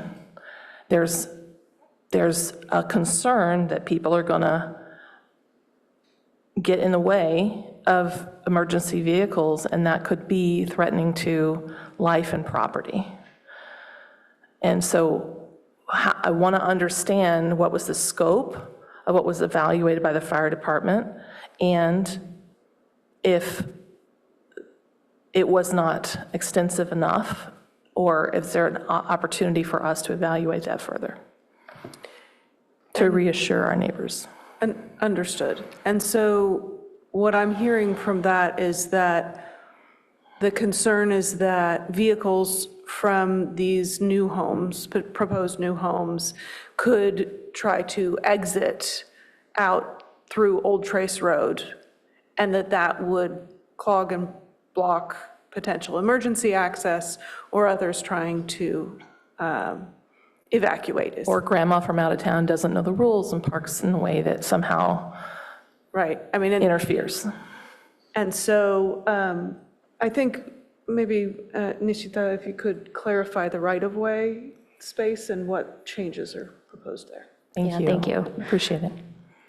You had asked about the scope that was evaluated by the fire department. As I mentioned before, the fire department evaluated the private street specifically that was proposed as a part of this application, as well as the adjacent streets, so Arastradero for the segment or the frontage of the property, and Old Trace Road again along the frontage of the subject property. So not the whole road, just the part, okay. That is my understanding, but I'm happy to go back and clarify. No, that's okay, I'm following. Yeah, in regards to the fire access, one of the reasons the red striping was considered along the Old Trace segment and also along the private street was to designate that, so there's no parking allowed. And I believe the right-of-way, the width of the vehicular right-of-way is 30 feet. And the 40 feet is inclusive of pedestrian right-of-way that will be, is a part of the improvements that are proposed as a part of the applicant's proposal. And do we anticipate insurance companies disagreeing with you? I would not have much background on that, but happy to look into it further. Well, I would suggest that we need to understand that definitively before proceeding with this project, because if we are able to build what is proposed and it deprives several dozen other homeowners of security and insurance over their property, we need to understand that, and we need to understand why would an insurance company make those denials, and would it be about safety? And if we don't have the answer to that as a city, we need to understand like the dynamics here, because it is a good project, but it doesn't exist in a vacuum. It's part of this community that already exists and that has already been threatened by fire and insurance companies already. Okay, so then the last question I have is just to get a little bit more detail. I apologize, I know you've answered this several different ways, but can you describe this 8 or 9 situation? There's 8 homes can be built on this lot, but we're seeing 9 that are proposed. What's that about? Absolutely, I can clarify. Thank you. The base density, as the applicant mentioned, is 7 dwelling units per acre. Okay. And that, when this is like just over an acre, so 1.02, that's, multiplied by 7 brings us to 8, it's like 7.16. So I think the way the density was calculated based on the code is 7.16 is rounded up to 8. So we would set that base density at 8. And then as a part of their application, they're proposing 1 density bonus unit. And that would bring it up to 9 single-family residences. And then we're adding a bunch of JDUs as well? That's correct, yeah. And state density bonus states that the JDUs do not count towards the base density, even though they count towards the overall count of units on site.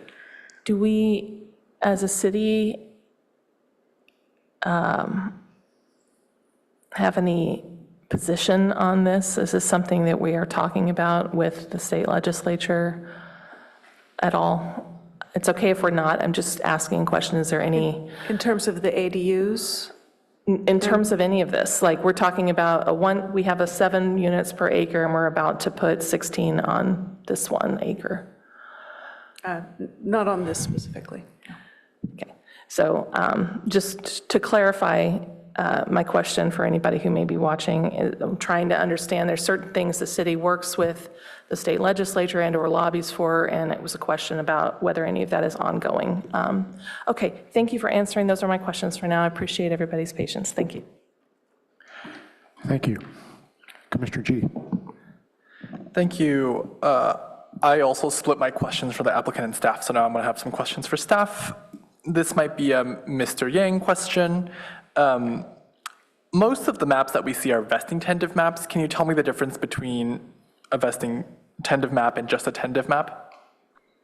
Sure. A vesting tentative map freezes a number of things on the date that that application was complete. And so it freezes the city's policies and standards so that if we adopt something new after that date, it can't be applied to the vesting tentative map.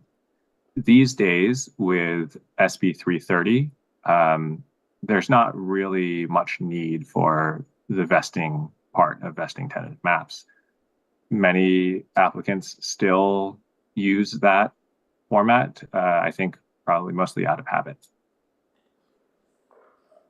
Okay, thank you. And then I was wondering if staff could comment on packet page 22 on finding or section 5. There's a reference to the fact that Barron Creek is approximately 230 feet northwest, but a public commenter had said that that's incorrect. So I was wondering if, we don't have to find the answer right now, but I was just wondering if maybe in the future revision staff could double check if that's the correct number.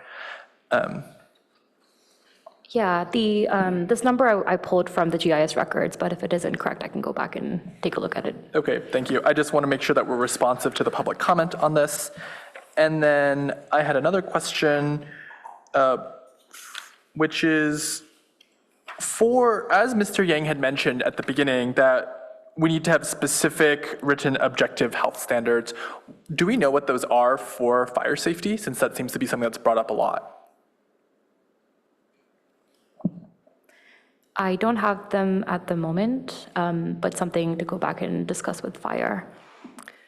And since the fire department did review the project for the applicable standards, staff has found that it is consistent with those, that if there were some of their written standards that it was inconsistent with, we would have included that as a specific concern for discussion. Thank you. I think that there's a lot of concern about fire safety amongst those on the commission as well as those in the public. So I think it could be interesting in the future to potentially include that information in the packet. Or if, for example, we need new fire standards because, for example, this area wasn't as dense before, now has more density, maybe we need to look into making some changes to the objective health standards. So that's just kind of speculation, but I was just curious about that. And then I had a question, I guess this is a little bit either for the applicant or for transportation staff. So I'm looking at C1.2, and the applicant, you've mentioned that people can park on the driveway, right? So I'm looking at lots 8, 9, 6, and 7 that share that shared driveway in the middle, right? So if, let's say, like, is it my understanding that this shared utility easement is where the driveway is, or am I just reading this incorrectly? Yeah, lots 6 through 9 have the shared driveway. We are exploring potentially putting some parking at the end of that area, but these particular units do not have driveway parking. It's the other 5. Okay, yeah. So just to clarify here, right? So person living in lot 7 and 8 can't really park their car there because if they did park it there, you could not physically access lots 6 and 9. Is that correct? Correct, yes. And then one other thing that I was curious about, and I'm wondering if transportation staff has looked into this potentially, which is we're talking a lot about traffic congestion at Old Trace Road, and one of the mitigation measures that we've seen is to prevent right turns into whatever we'll call the inside development U shape. Have we thought about just making that a one-way? Like say, hey, for example, the direction of traffic to reduce backup on Old Trace Road is to funnel all of the people out through the development. And I don't know if I'm describing this in an understandable way. Sorry, a one-way in which direction? Is there a way we could pull this diagram up so I could reference it, Sam? C1. Sure, we can use C1.2. It's the third sheet of the plan set.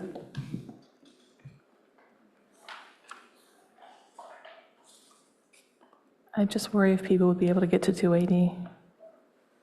It only goes towards town, so. Yeah, this is good enough. I will draw what I'm thinking about, but I think Commissioner Templeton has mentioned an interesting point. But I will draw what I'm thinking about here, and then curious if transportation staff has additional things to comment on. Okay, so what I'm imagining, right, is that people who live here on Old Trace Road are worried about something like this, like the backup that will occur onto Old Trace Road. And one thing that we've done is we've said, okay, actually, no, you cannot do this, like this is banned, right? You cannot right turn onto this road, right? And so one way to fix this potentially is to say, hey, like, why don't we just make this whole road here just one way that way? And so then you would not get what the neighbors have described as a 50% increase in the neighborhood going through Old Trace Road, right? You would have everyone funnel through this output. And also, there is an ask for the road to be narrower for the lanes, and well, if you only make it one lane road, you no longer need to ask for an exemption because I'm assuming the road is already whatever width that satisfies one lane.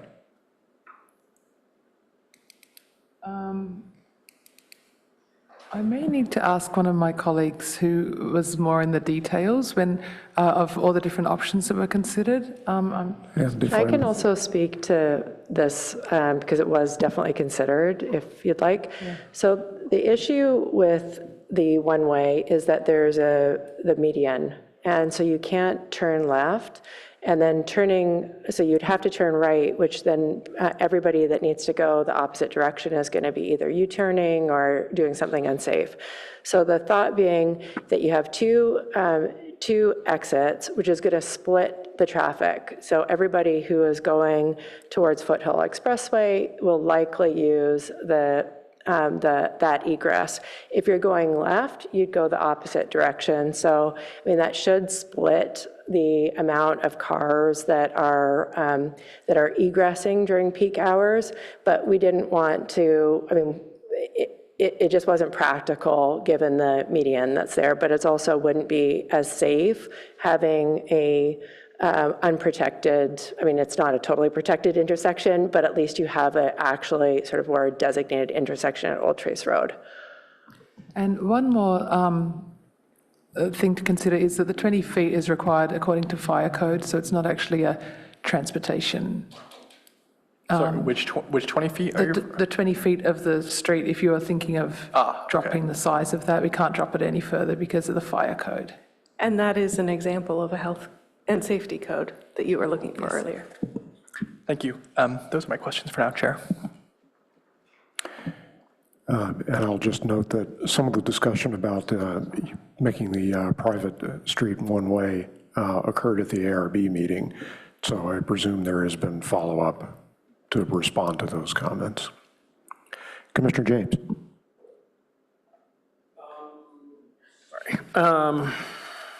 Okay, so lots of questions about that road. I think they've mostly been answered. You just said, I'm sorry, Ms. Armour, you just said that was the 20 foot minimum is an example of objective written health and safety code. Correct, because that's in the fire code. And I believe, I just want to make sure my understanding is correct, that the fire department did an on-site look at this. We seem to be talking about two things here sometimes, like the fire access to the interior road and then the fire egress from the neighborhood. And I just want to make sure I understand that the fire department concluded, and to our satisfaction, to the staff's satisfaction, that the 20-foot interior driveway was adequate for their fire trucks. Yes, that's correct. So they said it's fine. It doesn't exceed or violate the objective design standard for health and safety. That's correct. Mm-hmm. Okay. Can I move on, please, to a question about the density bonus? You know, it's being used, the deed restricted sale of a 100% AMI unit as I understand it, allows for 9 housing units, or the bonus of 1 over the maximum zoning of family units. And on page, but I was a little confused about on page 55, under incentives and concessions, the language here, I just wasn't sure I completely understood. The applicant anticipates requesting incentive related to the size of the affordable housing unit planned on lot 9. That's pretty straightforward. This will be requested and developed during the streamlined housing permit process and is reserved at this time. And what I'm trying to understand is it seems like is the size of that 9th unit, is it pinned down at any point? In other words, like if it's the basis of the whole density bonus, should it be finite how big that unit is? Or is that sort of to be determined later? Is my question clear? Yeah. So it will be determined later. The density bonus law requires a certain percentage of the units to be provided at an affordable rate. And the amount of bonus density that you get depends on how many units you're providing and how deep the affordability is. The density bonus law doesn't speak to what form those affordable units need to take. And there's guidance from HCD that a developer can request, we do as a city have a local standard that says your affordable units need to be comparable to your market rate units. But HCD has opined that a developer can request a concession to modify that requirement so that the affordable unit can be different from the market rate units. So it counts as 1, and there's no consideration for the square footage? There's not.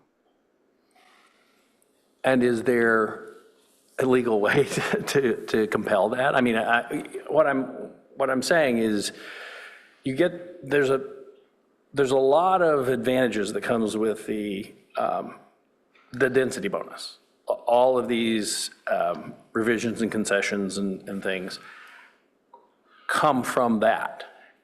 And is there any protection against, I'm not suggesting the applicant would do this, but it's a hypothetical, from that unit becoming the size of an ADU? And all of the density bonuses still convey, but there's a very not comparable adjusted income unit.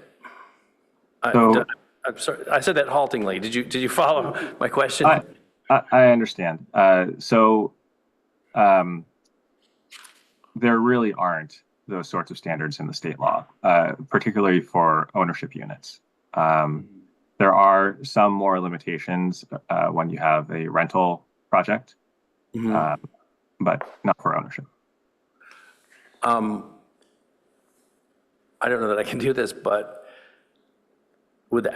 can we ask the applicant if they would be willing to agree that, to our city standard, that it would be comparable to the other for sale units?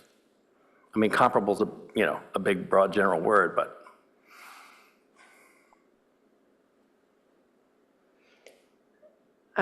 We would not be willing to commit to that. That's why we've asked for an incentive and concession for that standard. Can we ask the applicant if they have an idea? Sorry, what the size would be? No, I'm asking Mr. Yang basically, is like, sort of like just kind of, or procedural, or Ms. Armour, like what is the, do they have in mind? So through the chair, you may allow additional questions of the applicant if you'd like.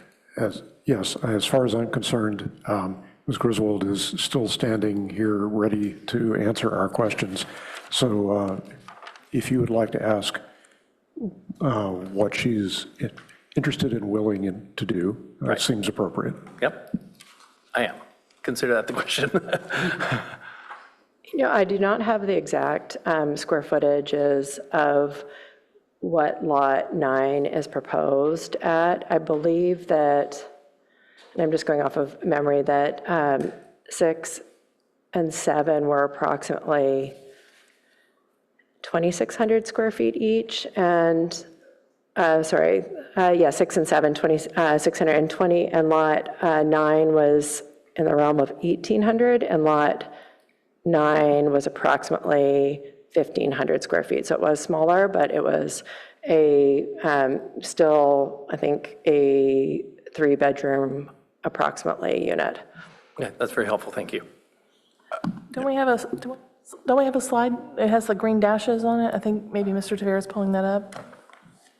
No, I think that staff actually has a slide with the numbers, right?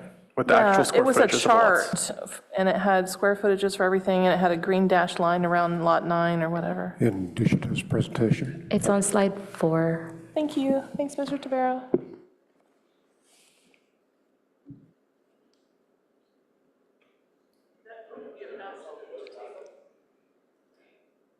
I think that's the net lot area, though. That's not the actual square footage of the homes, and because the square footage of the homes is still actually under development right now, so. And not in front of us. Correct.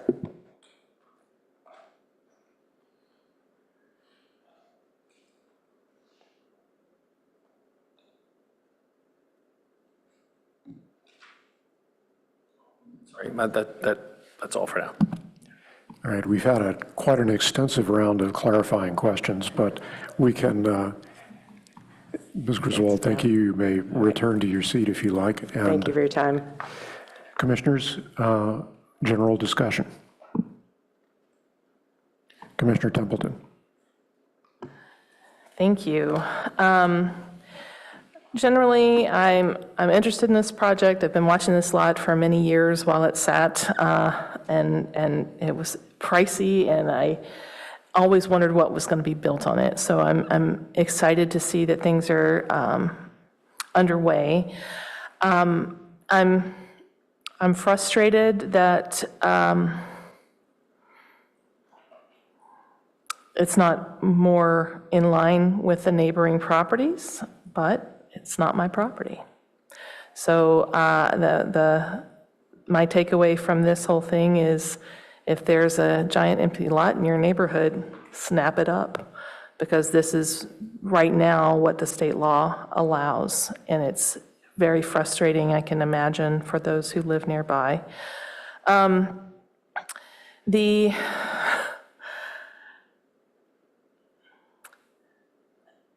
The way that our understanding of safety is concerned only with the lot itself and not with how it integrates and affects the neighbors is something I hope that the city will think about in the future, because in my mind, the analogy that's coming forth is the smoking section in a restaurant. I don't know if any of you guys are old enough to remember, but it oozes out into the non-smoking section, and that's kind of what I hear the neighbors complaining about here, is that there are going to be repercussions that exceed the lot boundaries, right, that go beyond and affect them. So it's up to us to figure out why we don't have laws on the books that protect them. I also am extremely concerned about the threat of losing their homeowner's insurance because of this development. And I don't think any of our laws have considered that, but that's feels like a big liability for the city. So we have to think about how we can demonstrate that we're protecting their safety to the satisfaction of the insurance companies, which are all beyond the neighbor's control, beyond our control, beyond the applicant's control. And yet are doing millions of dollars of business in our city, and we have to understand what that means. In terms of the tentative map,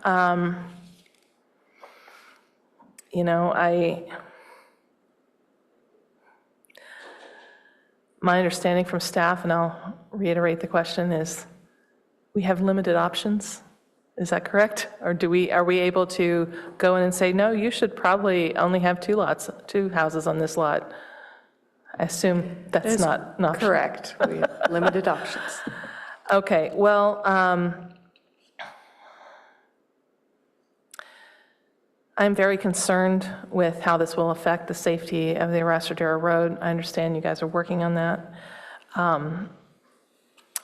I drive that road on a regular basis, about twice a day, to get my kids to school, and I regularly encounter students that are biking and walking home from Fletcher and Gunn across Foothill and down this road, and I think about we're adding some complications. I appreciate that you're working with the applicant to minimize the distractions and the confusion, but this is already a really weird area, right? The next one down there is Miranda, I think, and it's, is that the right, did I have the right name? An M road that's right off of Foothill, and people are always stopping short so they can turn left and get in there. It's a terrifying space. And to be adding in 16 more dwelling units is something that gives me pause. So that's kind of where I'm at right now. I appreciate the neighbors coming out and speaking about their concerns and helping us really amplify your voices in this discussion. I hope that the city is talking with them. I hope also the neighbors will open up a line of communication to the developer if that's something that that might benefit you. So that's my comments at this point. Thank you. Thank you, Commissioner. Commissioner G. Thank you, Chair. I think that it's pretty clear from the questions round how many of the commissioners feel. I really want to applaud the neighbors for coming out tonight. It's a pretty impactful project to your daily livelihood, to the fire safety, to just your neighborhood. And I think it's really important to come out for this. And I personally know the direct impacts of parking overflow, as many of the commissioners know. That's something that impacts my thinking quite a bit. And as staff has previously stated, the PTC's role here is pretty limited in what we can do. But I think that there are very many troubling components of the current project. I think it's a bit of a fallacy to assume that people just won't have cars in this area. While certain areas of Palo Alto have a significant portion of people who bike to work, I believe that Chair Aiken has previously referred to the fact that most tech workers live maybe like 8 to 10 miles away from where they work, and they often switch jobs every 2 years. I myself wouldn't be included in that. And I just think it's pretty unrealistic to assume that you could live in this neighborhood without a vehicle, especially with the limited amount of parking provided, for example, lots 6 through 9 with the driveway, and also guest parking, right? In addition, I do want to talk about the analysis for the JEDUs. I think it's pretty silly to say that JEDUs on average will cause 0 trips. It's pretty similar to how Pam, the spray, says it has 0 calories, right? Pam has 0 calories because the serving size is 1/4 of a second of spray. Anyone who uses Pam knows that you are probably not using 1/4 of a second of spray of Pam, right? And to round all of the traffic generated by the JEDUs to 0 and then saying that 7 JEDU units will still continue to generate 0 trips, I think is a bit of a pipe dream in terms of transportation. And my neighborhood has a lot of ADUs in the back. Those were mostly grandfathered in when the project was first built. And each of those tenants has a vehicle, right? And I don't live a mile and a half from a bus station, right? I live much closer to town, compared to this neighborhood. And so I'm pretty concerned about that. I will applaud the transportation department for looking into the various mechanisms here. I think that as a consolation for this project, we can try to impose as many of the transportation improvements that we'd like to see for this area. But with that, I don't have any additional comments except for that our hands are pretty much tied here in terms of what the PTC can do. Thank you, Commissioner G. Vice Chair Chang. So I just want to thank the neighbors also for coming out. Appreciate hearing your public comments. They were very valuable. I'm going to start by saying what I'm glad to see in this project, because it's, if the project were somewhere else, it could be a great project, but where it is, it's, truly looking for a silver lining. So I'm glad to see that there's going to be some bike ped improvements like the sidewalk and the rapid flashing beacon. Glad that there's some multi-generational units, glad that there's some affordability there for one unit. Glad that the developer is amenable to naming the new streets in a way that is contextually valuable. And we should add that as an explicit condition of approval. My overriding concern on this, sure, there are concerns regarding, ingress and egress onto Aristodero with 16 more units, but, I think I do sort of buy that the amount of traffic caused by that is not necessarily overwhelming. There's much, much, much more traffic just caused by some of the office right across the street. If they change their work from home policies, that will drive a much larger change. That said, I think the overriding concern for me for this development is building homes in the wildlife-urban interface. We know that this is a problem. I grew up in Los Altos Hills, so I also remember multiple, like fire where you're on call for potential evacuation. And as the neighbor said, it happened in recent memory. And so it happened,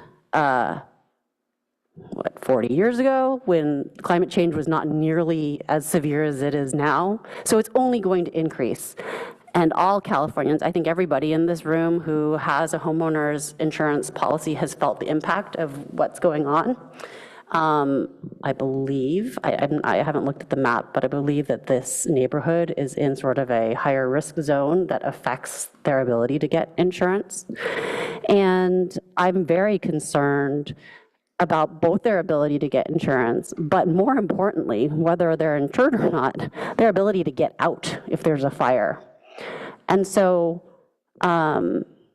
this is ongoing, once the development is built, but we also know that with construction of just one unit on any street, there's a tremendous impact in terms of number of vehicles, as the public commenters mentioned. And you cannot park on Aristodero. It is way too narrow. It is only 2 lanes. It is scary to drive on, but you literally cannot park. You would impede traffic. So I don't know where those cars are going to go for construction.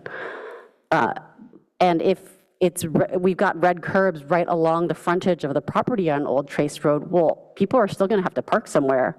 The only other place is further up Old Trace Road, or maybe on a different street, and then thereby causing the ingress-egress evacuation problem for the other street.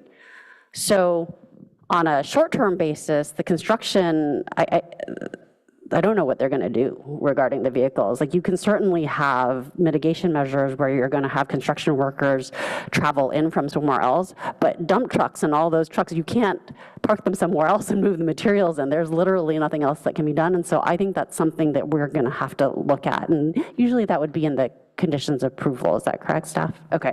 So let's make sure that that gets addressed. And I understand that there's timing of this this process where we have to vote when the conditions of approval we know are not finalized.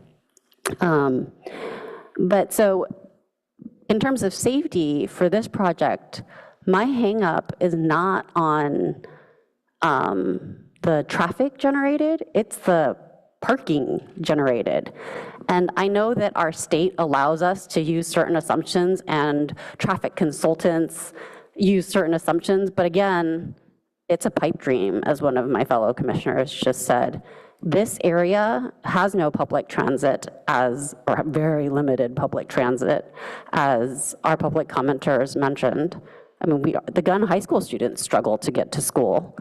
But saying that there's, this wonderful bike path across the street that works if you're traveling towards the flats, like if you're traveling towards El Camino. It does not work so well if you're traveling towards 280, because there's a giant hill there. There's also, so you'd have to be really fit in order to go up that way, and the only people who I ever see go up that path are people who are recreationally biking. They'll go up a little bit, but then for transportation, like Gunn High School students, but the only other people I see are in spandex and mountain bikes. That's what that path is used for. It's not really used for transportation to get things.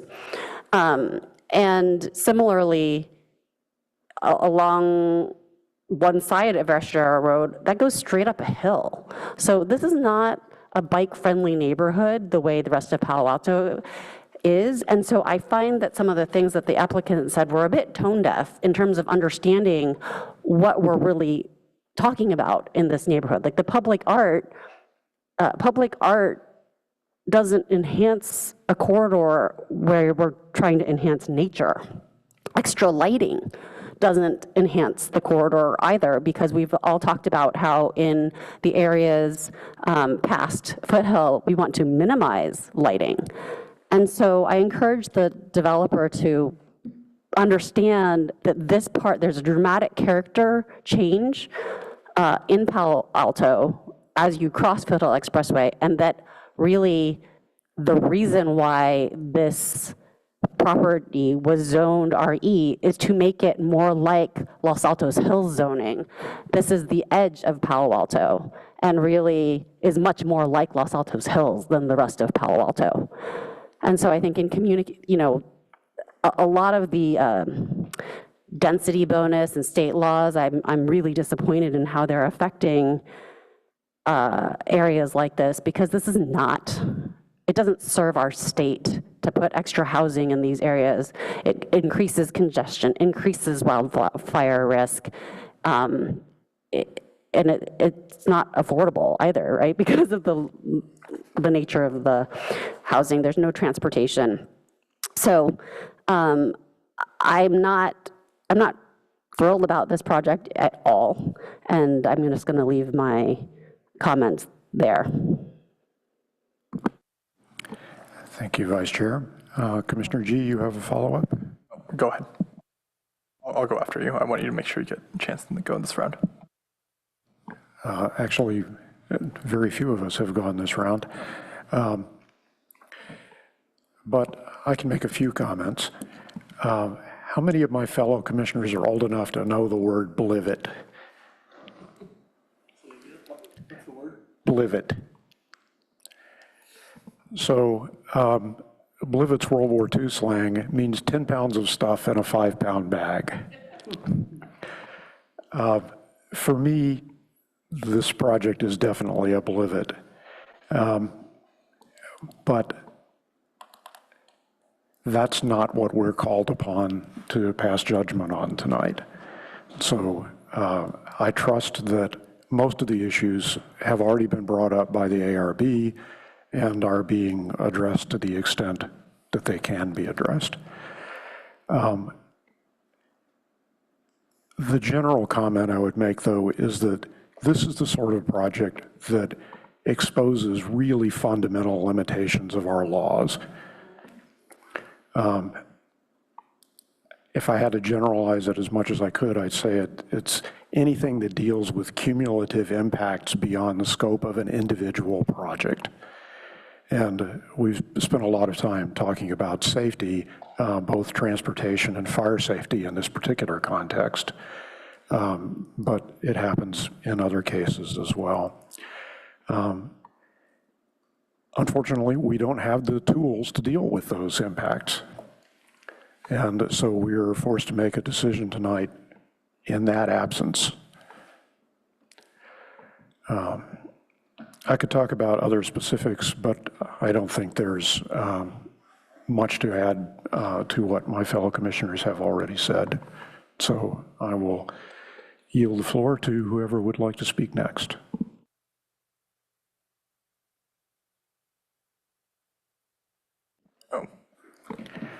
I'm not sure about the order. Commissioner Heckman, James, and then G.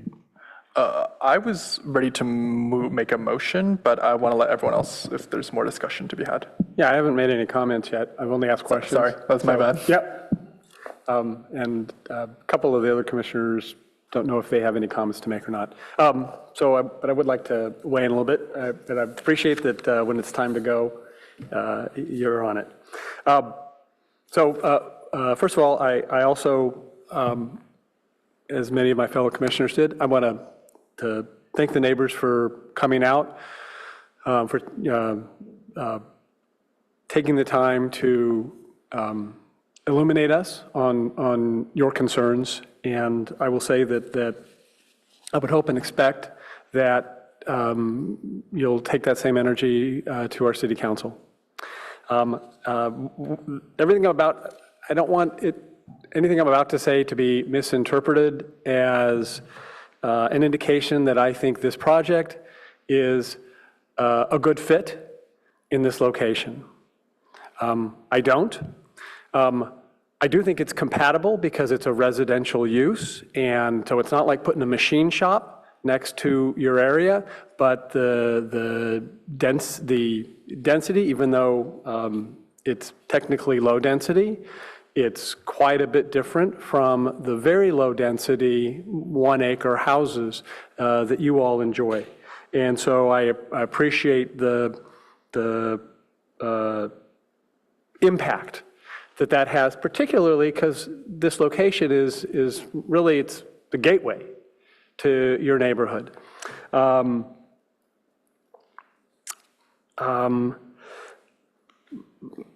Many of the commissioners and I have, referenced our really limited scale tonight because we're just looking at cutting up a square into pieces. And so many of the things that we have discussed and wanted to discuss tonight really aren't directly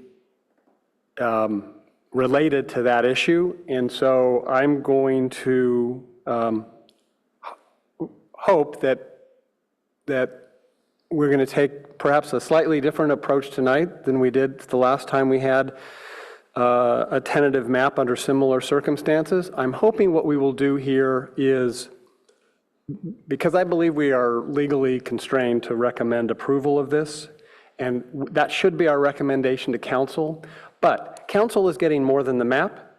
They're getting the housing application. And so the concerns we have that almost everyone has expressed, I'm hoping that the form of our motion is recommend approval of the map, but these are our concerns, to make sure the council is aware of them as, for example, they look at the absence of guest parking, right? Which really doesn't have to do with the tentative map, but it has something to do with the housing approval that the council will be facing. And whether or not the council can do something about it, that's up to them.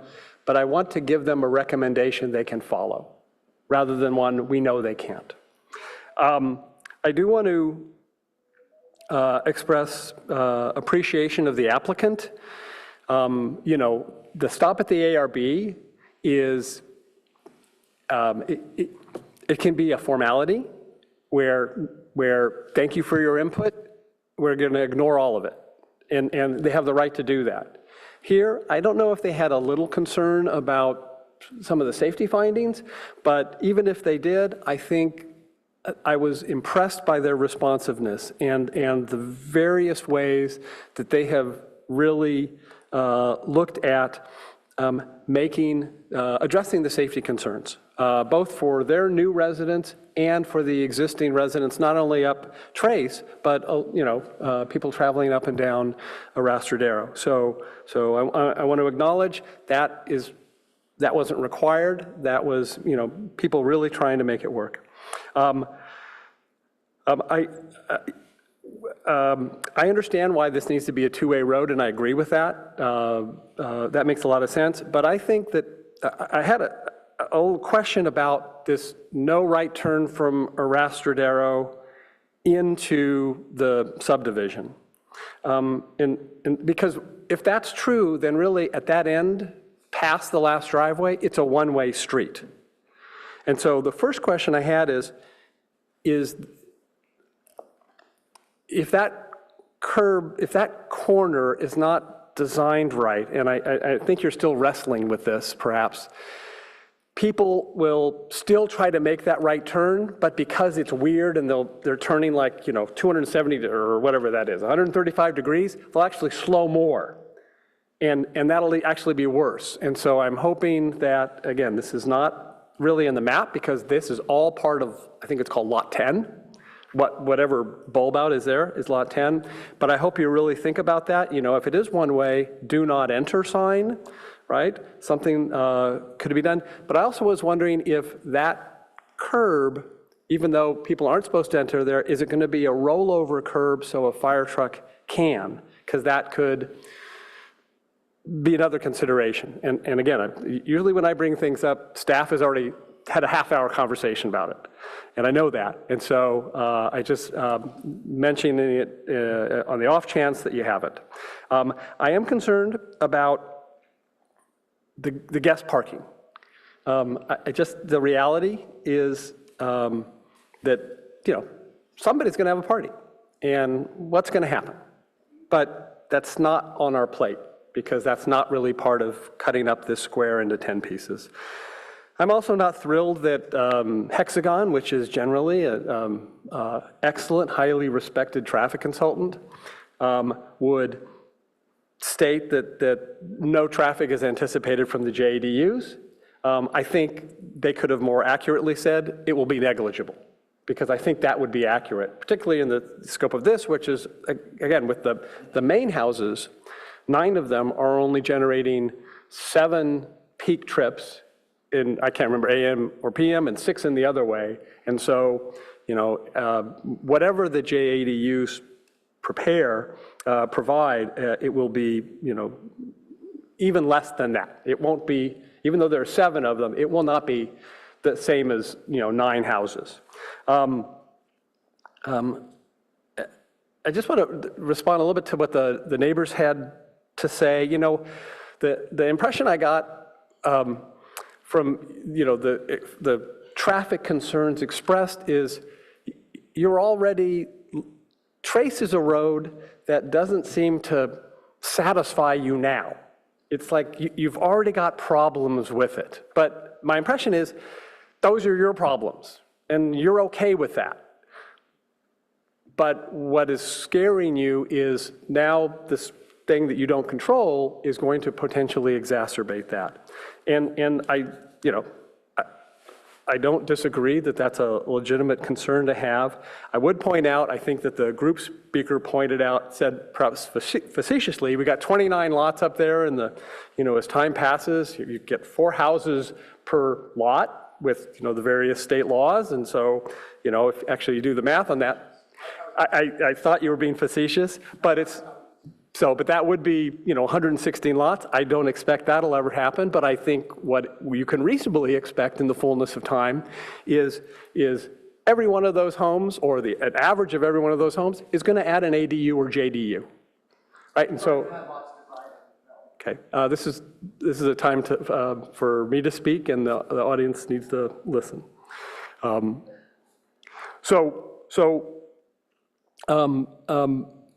I think this is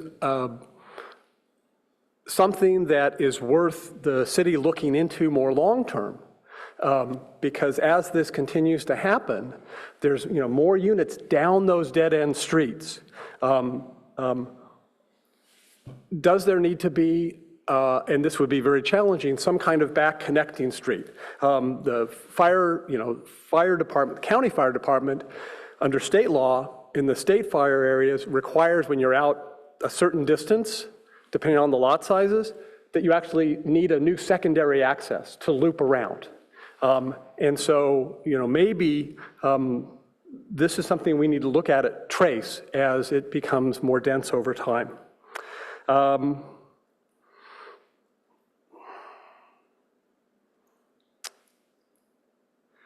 So I think that those are my comments. I do think that our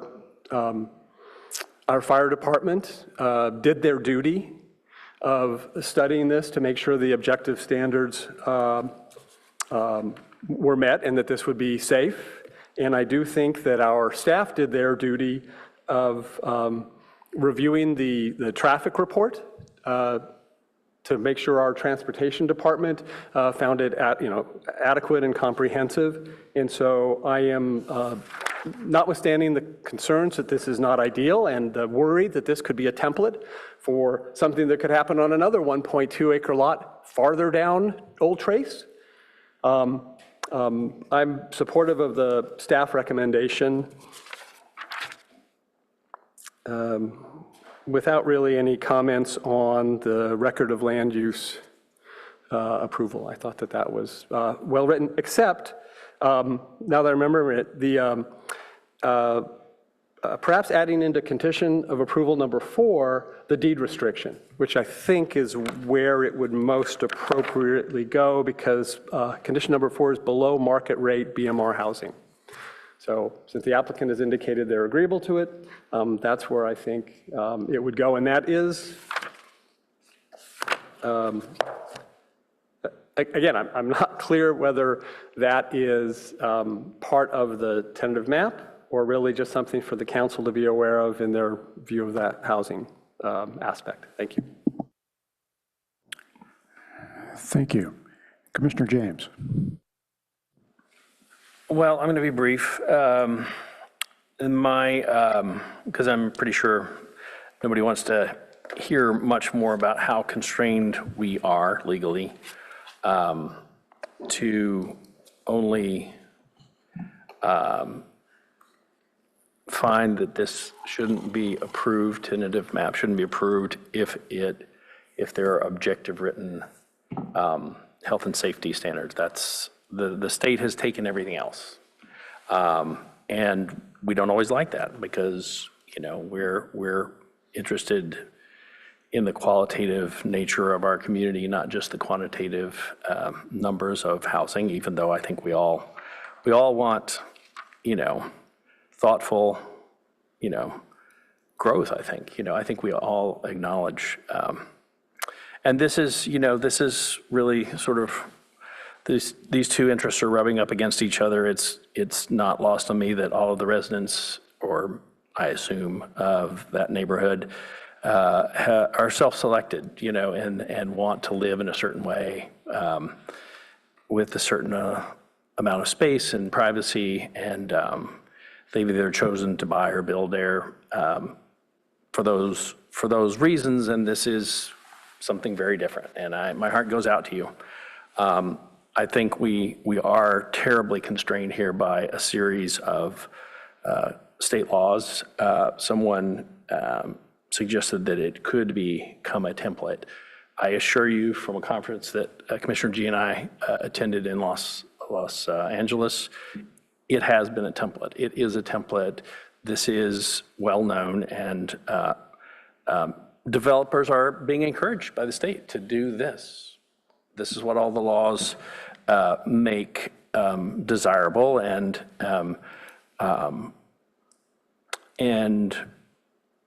it's legal and it's encouraged.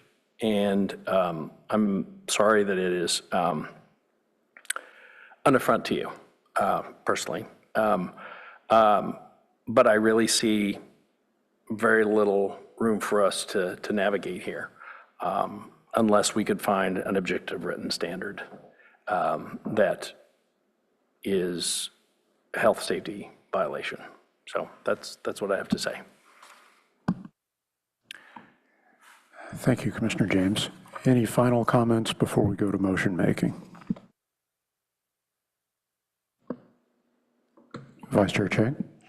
So maybe I should wait. I'll say what I'm hoping that we can do, and then we'll see if it works in the motion. But I had mentioned at the very beginning when I was asking Councilor Yang about if there were certain changes to our comp plan, could we avoid things like this in the future where there may not be an easy way to have a written standard about fire safety, for example. But if we had, in our comp plan, called out, rather than just saying single-family residential with density ranging from 1 to 7, I mean, I think when this comp plan was written, we weren't anticipating the torrent of new state laws that would be coming towards us. And so I think it's something that should be considered, because in our city's great wisdom, when we initially created the RE zones, I think it was kind of looking at these areas as a transition, but also because of fire risk. So I really wonder if perhaps we need to create some sort of fire risk zone. And then that way it might avoid this problem that is really causing some financial distress for our state. And I think that maybe we could include a recommendation that council eventually looks at this, because this project is highlighting the issue for us. Thanks. Last call for comments before motion. Commissioner G, would you like to give it a shot? Sure, we'll see how this motion goes. It's based on our history with the last one. We'll see how this goes. So I would like to move the staff recommendation with the following amendments. I would like to include, on condition of approval number 4, the deed restriction that Commissioner Heckman had mentioned, that under condition number 6, the street naming, that we work with the Palo Alto Historical Association and potentially the neighbors. I don't know how much discretion we have over that, about the naming.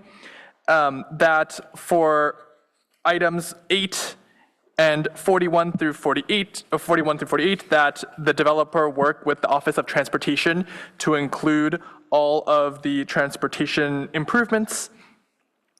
That we also work in items 50 and 51, that the plan be revised in accordance with the Public Works engineering standards, that we have a construction management plan. I believe that in 3606 we did have one, but want to make sure that's included.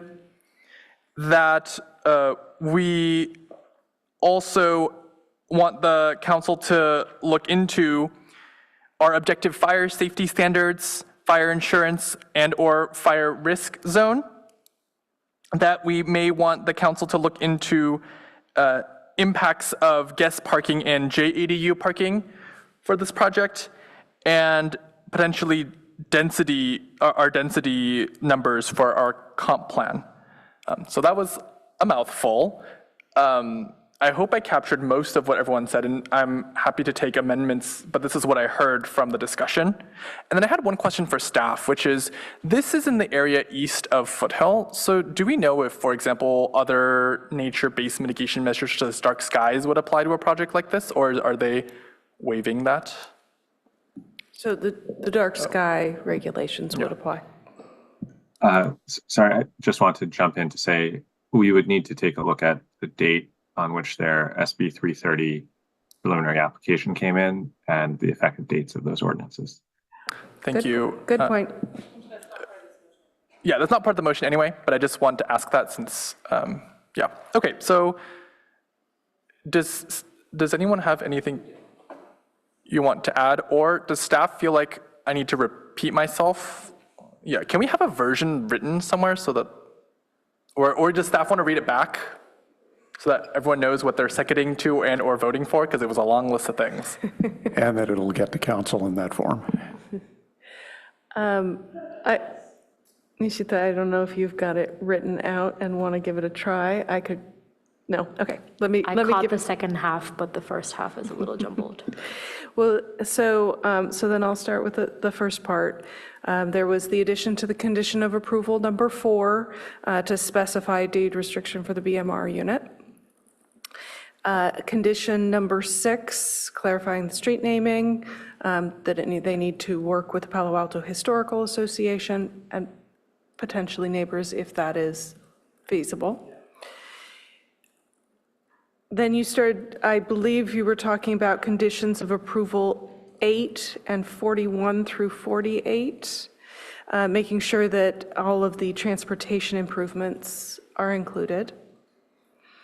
Condition of approvals 50 and 51, that it be revised to be consistent with the Public Works requirements. That the project should have a construction management plan. I will note that that would be part of the conditions of approval for the housing itself, rather than the map, but we can include that in this list of your recommendations here. And then there were a number of things that you listed, which my understanding are items that the PTC would be recommending council consider in the future. Things, I will start, but you might have a more complete list. Looking at fire safety standards, fire risk and insurance, looking at parking requirements for ADUs, which state law may actually override that. And guest parking, I think that was another one that was inclusive of that. I was actually wondering if maybe there's a different way to frame this, because I feel like for the things that we want to look into the future, for example, the absence of guest parking isn't something that council can really do anything about, but it's something that was mentioned quite a bit amongst the commissioners as part of the discussion. Like, is there a way that we could fold that in as something that is just concerning to, like, that the PTC discussed, but I just want to include in the motion, but isn't something for council to look into in the future? Okay, yes, that we could. So a modification would be the looking into guest parking. Instead of that as a future action item, it's just the PTC expressed concern about sufficiency of guest parking. Guest and JADU parking. And then also one thing that's not listed here is, like, I don't really know how to describe it, but it's like compounding neighborhood impacts. That was something that both the chair and a couple other commissioners mentioned. I don't know if anyone wanted to modify the language on that. I think the chair had a good wording usage there. Yeah, that's rough. That's a long-term code update project, but the concern I had there was cumulative impacts outside the scope of individual projects. So that would be included in the things for council to take a look at in the future. And then also the density item that Vice Chair Chang had mentioned, I don't know if that was captured as well. Do you mean by that the potential changes to the comprehensive plan because this is a playbook? Yeah. All right, shall we start from the top again to list everything, or do people feel comfortable? Or is there an understanding based on the discussion? The only thing that I noted that I wanted to make sure we captured was with regard to fire safety standards, I think I heard the word objective. Okay. Let's include that. If that's not included, it probably should be. Do you have a second? I think we have more comments here. Just, before the second, so that it's easier to change it. In the motion, Commissioner, it looked like 6, 8, 41 to 48, and 50, 51, you're just wanting those things to happen. Yes, I'm just expressing that those were things that were brought up in either public comment, just to emphasize that those occur. Okay, all right, so just so staff has that, and I think that the only change we're suggesting to the conditions of approval is the number 4. That's where some additional language would go to require the deed restriction. Yeah, and potentially at the pleasure of the commission for item 6, like if possible to work with the neighbors on the naming of the street, otherwise like I'm happy to throw that out too. For that and for the other ones, I think what we could list is just that there was interest or concern the appropriate word, expressed by the PTC on those topics to make sure that they were done well. I'm happy with that. Yeah. If you probably should use the mic, just so we get it on the record. And the HRB can be the people responsible for working with the public about naming, right? Yeah. If they're going to be part of it. Thank you. I'm happy with that, unless anyone else Thank wants you. to add anything. Vice Chair Chang. So regarding the fire objective standards, again, I don't know how it was phrased, but I think it's pretty important that we're talking about cumulative or impacts out beyond this property, right? Because we looked at the project, or the fire department reviewed the project, but not necessarily everything. I almost want to say, just thinking about previous projects and this one, that we're talking about area plans for parts of the city that don't have a specific area plan. Like, why are we not thinking about neighborhoods and things like that as an area plan? Because the whole city's not covered with them. But area plans are great for parts that are in it.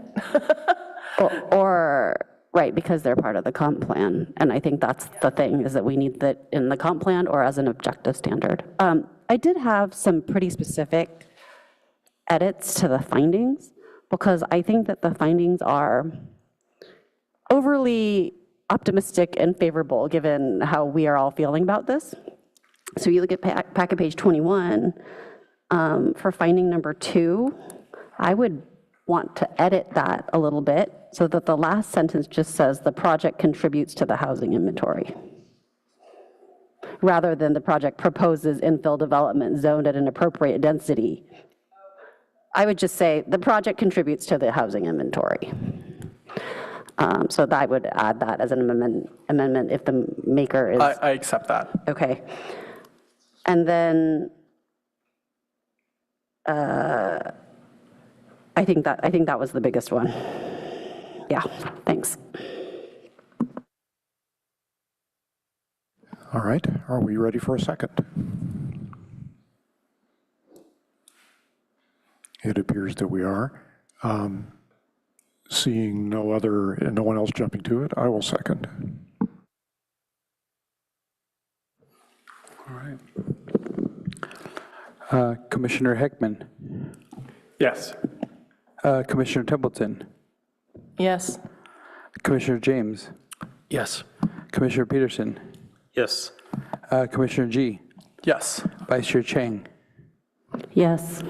Chair Aiken. Yes. Motion carries 7-0. Thank you all for a challenging but worthwhile discussion, and I think it will improve the project and the city as a whole going forward. We don't have much more to do tonight, but I think after that we should take a break. So let us return at 9. Oh, can we get by without a break? All right. We don't have too much left to do, so not a problem. So item 3 tonight is the election of the next chair and vice chair. Do we need a staff presentation for this, or shall we just proceed with the process as documented?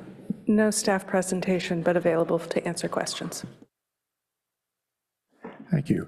Then the next step is nominations for chair. Commissioner James and Commissioner Heckman. Yes, I would like to nominate Commissioner Chang for chair.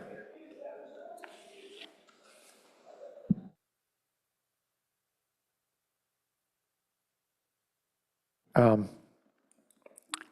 second is required for each nomination, yes. Sure, I'll second. According to the process as documented, nominations for chair, a second is required. Then we go on to and whether the nominees indicate whether they will accept. So let's collect nominations. And I believe, Commissioner Heckman, you were next. I'd like to nominate myself. I'll second it. Why not?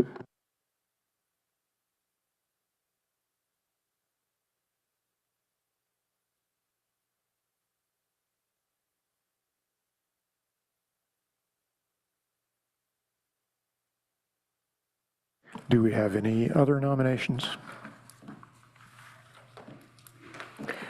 All right. Through the chair, before we proceed, I believe we need to check for public comment.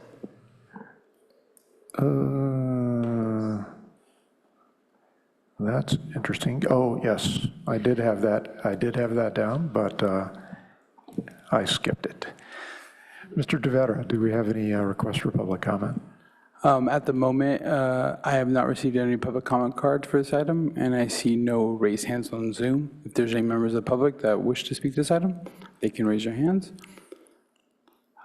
I see none. Oh, I maintain my record for election process glitches then.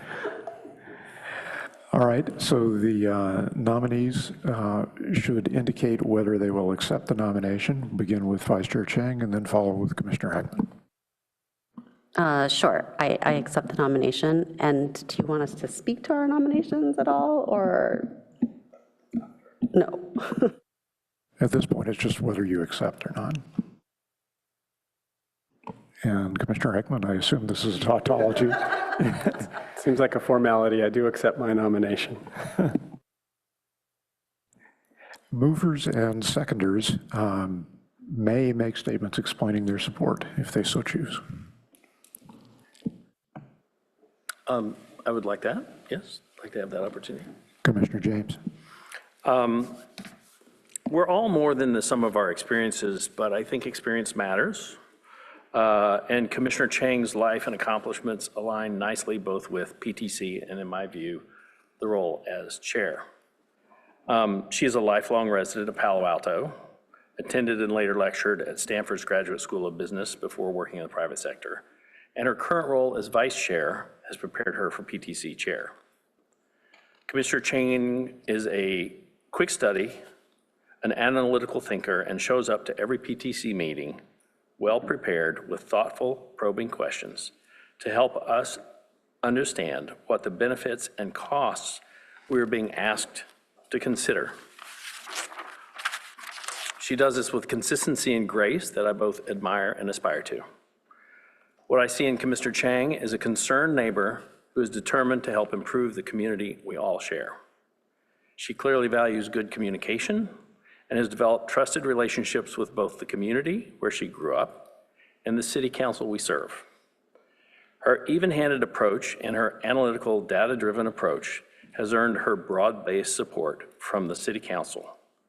She recently received votes from all 7 members to serve another term on PTC. I believe she deserves our votes of support for PTC chair. Thank you, Commissioner James. Any comments from the seconder? I'll keep it brief. I think that Vice Chair Chang has done an excellent job in being extremely prepared and being very detail-oriented when it comes to the packet. And also, I think it is a bit of a tradition to move the vice chair to the chair the following year. Thank you. Commissioner Heckman, nominee statement. Sure.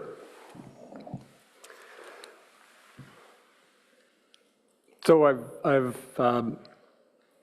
nominated, well, we have some traditions, one of which Commissioner G just mentioned. We don't have actually many rules, requirements in this process. We do have this tradition that you go from vice chair to chair, although interestingly, there have been many departures from that tradition. I'm an example of that. In my second year, having not been the vice chair, I became the chair. I think we have more of a tradition after you've been a chair of not having to be vice chair again before being chair again. And I think that Councilmember Lowing may have been an example of that, because I think he was the chair twice during his time on the PTC. Another kind of tradition we have, and this one I think comes from, everything I needed to know I learned in kindergarten, is we take turns. And there's a seniority aspect to this. And Vice Chair Chang is eminently qualified to be the chair. She was a terrific chair a year ago. I was a chair 6 years ago. And so, our tradition, I think, would be, because it's been longer since I did it, since we were both interested in doing it, that the person who has been longer away have that opportunity. The other reason that I would like to be the chair in this coming year is that I think that Commissioner G is a rising star on this commission, and it's my intention, regardless of this vote, to nominate him to be the vice chair. And I am fully expecting that he will take that position. And what that means for me is this is really my last opportunity to be a chair of this board again, because next year it'll be then I think Vice Chair G's turn to be the chair, and I'm certainly not going to nominate myself or accept a nomination to compete with him. So I was looking at this as really an opportunity to be able to work closely for the next year with somebody I have come to really admire over the last year. And I think that Vice Chair Chang may equally covet that opportunity, but she'll have more opportunity to do that because I have 2 years and then I term out. And so for me, this is really, like I said, my last chance to be the chair. And so I hope that you will honor me with the privilege to do that.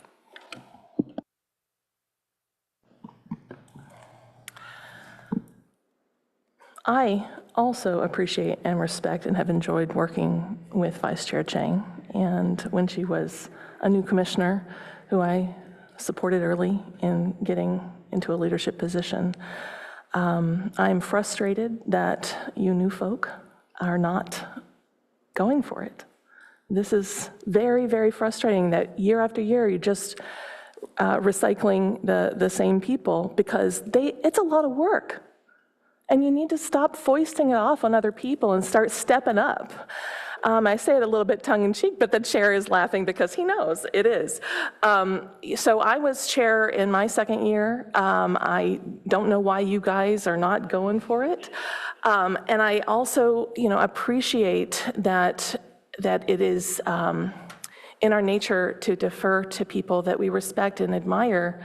But it's also important for you to learn. You need to learn from people who have done this before. And you've had an ample opportunity to observe and work with Vice Chair Chang and Chair Chang.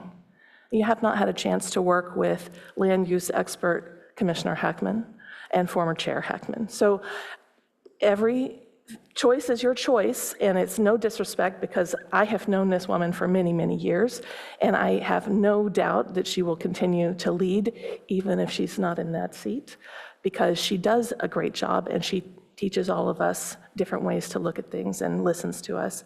But I hope that you respect yourselves enough to think about getting a second perspective. Just like you wouldn't only study with one professor, you might give yourself an opportunity to take more than one class.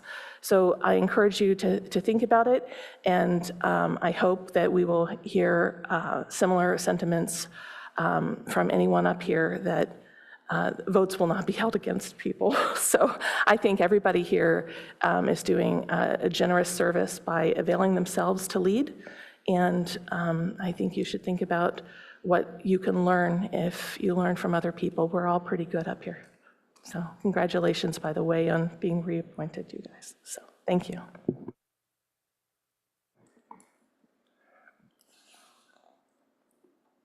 Normally, the nominees would make statements at this point, but since Commissioner Heckman is, I think, yeah, yours is complete, so we'll move to Vice Chair Chang.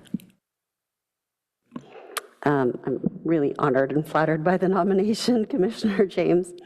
So it's been such a pleasure to volunteer on the PTC with all of you for the last 5 years. I've thoroughly enjoyed working with everybody here, making things better and trying to help our neighbors. As I've said many times before, I'm really grateful for every member of this commission and the wisdom that you all share. Tonight was a great example of that also. You know, everybody asks such good questions, thinks about things in such a different way, and I really value that diversity of perspective that we have. I'm really grateful for the professionalism and dedication of our staff, and if you select me, I'd really be honored to work with all of you and to continue working with our staff to try and make things, make the process better for our commission, and to make sure our decisions are transparent and inclusive. So, yeah, I thank you, Commissioner James. All right, commissioners, if you have comments or care to ask questions of the nominees, now's the time. I'm assuming you're still accepting the nomination, and you also aren't going to hold it against people if they vote differently. Like, sorry, I couldn't hear you. I'm going to hold it against you're not people. going to hold it against people. people, No, right? of course like the not. thing, I assume. I just wanted you to say it because he said it. Thank you. I would never. I hope that that's been very clear, that I want whatever motions that we make on this commission to be the best that they can be, even if I disagree with them. And I really value that Commissioner Heckman does the same. And so we may disagree, but I think we have a lot of respect for each other. So I would never hold it against anybody. So thank you. I am glad you said it explicitly. I didn't want anyone to have doubts. Thank you. Any other comments or questions? We will not go wrong with either choice. And I will, no matter who takes the chair, I will regret that the other was not in that position too. Any other comments before we take a vote? All right, how does the vote proceed in this case? So as with the procedure, we actually had 2 candidates last year as well. We will do a private vote. We'll provide you each with a piece of paper so that you can write the name of the person that you are voting for, fold it over, and then write your name on the outside so that we know whose vote it is, because we will then report out who voted for which, but allows everybody to make their choice and no influence.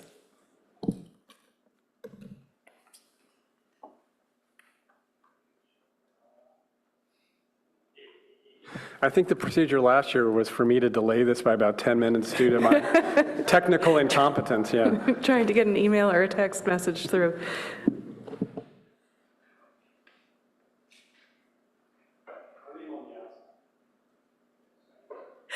Yes, put your vote on the inside so that it is not visible to anybody, but please put your name on the outside so that we can correctly tally the votes.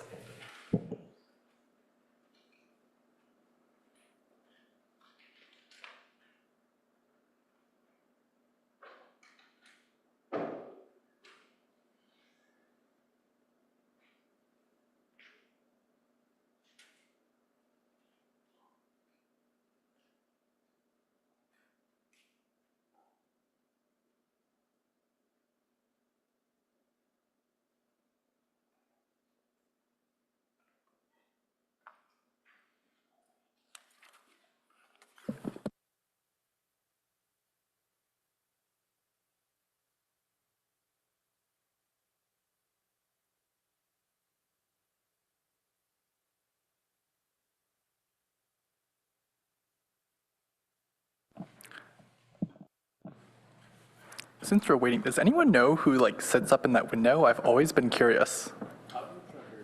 Oh.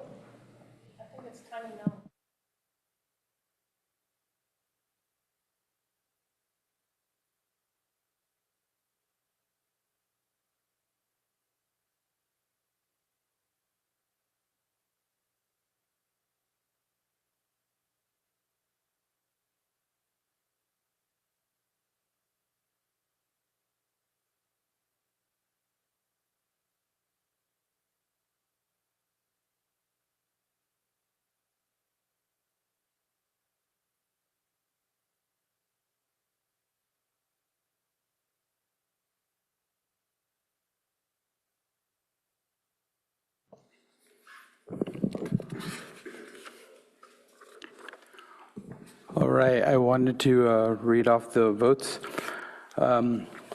Commissioner G voted for Vice Chair Chang. Commissioner James voted for Vice Chair Chang. Commissioner Heckman voted for Commissioner Heckman. Commissioner Peterson voted for Commissioner Heckman.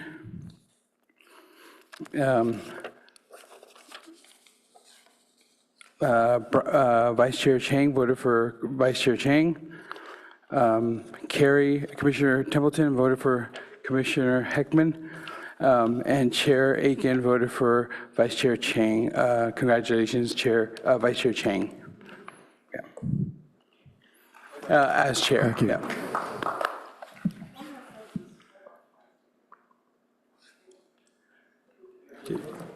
All right. Congratulations. So, all right. I will presumably, unlike last year, I will presumably continue this time, and we will do the remainder of the agenda, and then we'll hand over everything to you for the next meeting. All right. So the election for vice chair. Mr. De Vera, do you have any public comments? The chair have not received any public comment cards, and I have no raised hands on Zoom. If there's any members of the public that would like to speak to this item, you may raise your hands now. Seeing none. Thank you. Do we have a nomination for vice chair? Commissioner Heckman. I nominate Commissioner G.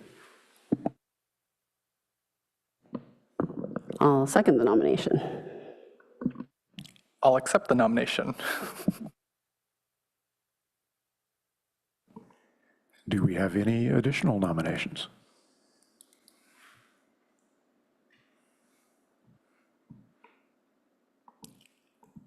I see none.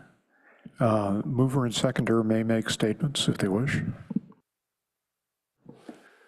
So just very briefly, because this is uncontested, and I said it before, I think Commissioner G is a rising star. I think the energy he brings is phenomenal. I think the perspective he came here with is really useful. You know, we are the sum of our parts, and sort of the fire you were born into to get here really informs your perspective, and also just a lot of the ways that you go about preparing for these meetings kind of reflects your youthful use of technology that is just really impressive. And so I'm looking forward to watching you as the vice chair, and as I said before, a year from now, becoming the chair. Vice chair. Chair-elect. I just wanted to say that I've been so incredibly impressed with the energy that Commissioner G has brought to the commission, with the diligence with which he prepares for every single meeting, with his really valuable transportation perspective and training. And so I'm really excited for you to be chair eventually. It would have been good this year too. Any further comments? Commissioner Templeton. I think all of our commissioners are stars, and I don't think that it's fair that we keep focusing on one or two people. This commission, when I joined, rotated and treated everybody as equals, and I think you guys need to start seeing yourselves that way. Just because some people here have been here longer doesn't mean that you're not adding a valuable conversation. So just start seeing yourselves as here, fully present and ready to take part. Grab your own ownership, however you wish to see it. And I think it's great that Commissioner G is willing to step up for this. It is a shame you didn't want to go for chair, but I understand that, maybe you don't have the time right now, I don't know. But I hope that you'll find your way by next year. Thank you. There's very little I can add. We are tremendously lucky to have you on the commission, and moving you up to vice chair will be for the benefit of the city as well as for all of us. So I'm looking forward to working with you in that new role. Any other comments or questions from commissioners? Can I say thanks? Like, of course. Sure. Yes, I think we do vote. But I actually want to echo what Commissioner Templeton had said, in that I think everyone up here is amazing at what they do. One of the reasons why I decided to apply for the PTC is to see the greatness that all of you exemplified when I sat in the audience, the dedication, the different perspectives. I thought, oh, there's no way that I could live up to the expectations that you guys are providing. And I'm very lucky to have a lot of folks to learn from. And I'm hoping to share some more technology updates for folks. So stay tuned for that.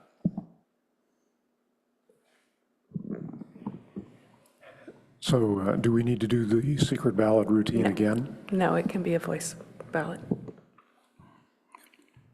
Yep. Commissioner Heckman?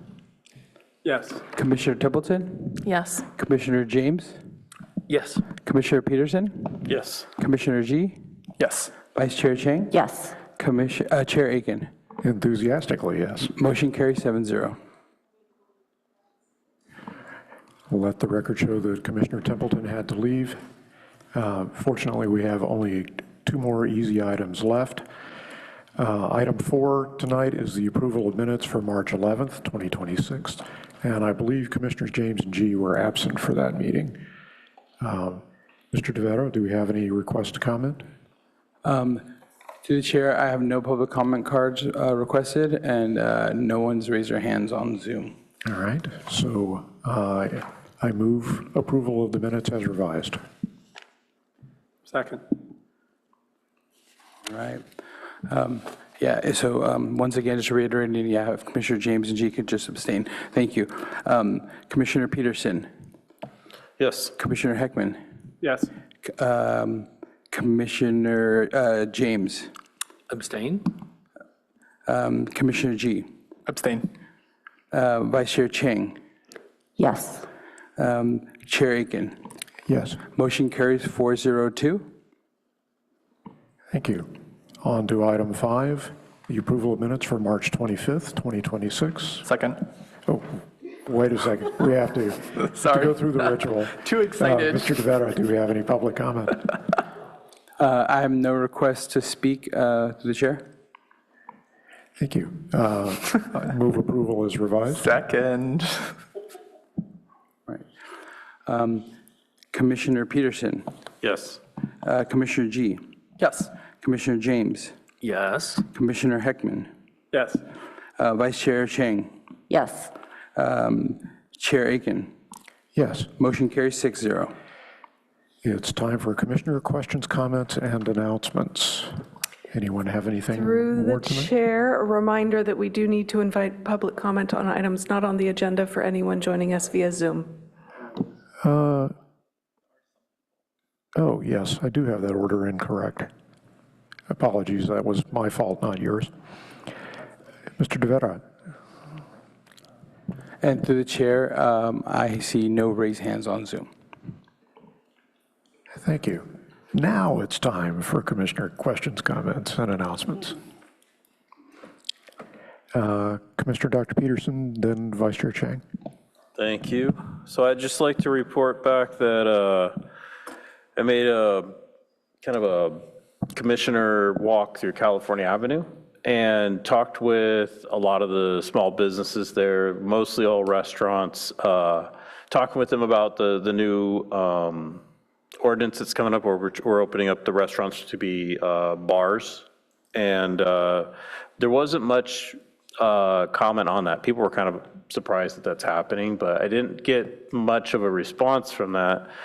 But what I did get was, of course, every restaurant owner walked me out in front of their restaurant and pointed out what they wanted fixed. So I have a short list of items that, if possible, they'd like fixed. So out in front of the, it's Protege, they have lights on their trees. The little twinkling lights, they don't work. And I think we talked 15 minutes about the lights, and I don't know why. You know, they say it's the smallest gifts that mean the most to people. Well, the smallest things not working in front of the restaurant apparently are important as well. So if it's possible to fix the lights out there. And then the other one is I think the rest of the restaurants all fit within that, but nothing as specific as that one. But the other one is all the restaurants said that if you walk down California Avenue and you get to the Caltrain station, it's almost like the Caltrain station was forgotten. You know, there's a turnaround where the buses turn around. There's a white painted K-rail barrier that's basically falling apart with a chain link fence. And it's just not really inviting. So that is the gateway to California Avenue if you're on the Caltrain, because that's all you see when you look down Cal Ave. You don't, once you turn to the station, you just see the apartments. So a lot of the restaurants, especially the ones that are past where we close the street, they want something that draws the community to walk all the way down to like the Caltrain, like a promenade, and then to come back around. So people are drawn down to those restaurants. So that's what I have to report back. Thank you. Thank you. I have Vice Chair Chang and then Commissioner G. So I just wanted to remind everybody that it's Mayfet Parade this Saturday, and usually we get like an invitation to commissioners or to the BCCs from city staff, but I don't think we got one this year. So that's why I wanted to remind us all. It may just be that that person doesn't exist as a staff member anymore. So I wanted to make sure that we all know it's super fun to go. We get our own little section, and I think it's good for us to show that we are involved in the city. So it's this Saturday morning. I don't know what time we need to be there for the staging, but it is in the morning, right? So they probably want us there a tiny bit beforehand. So I would like to hear from staff on that, because I don't think I've gotten that invitation in 3 years. Yeah, and maybe it's a personal thing.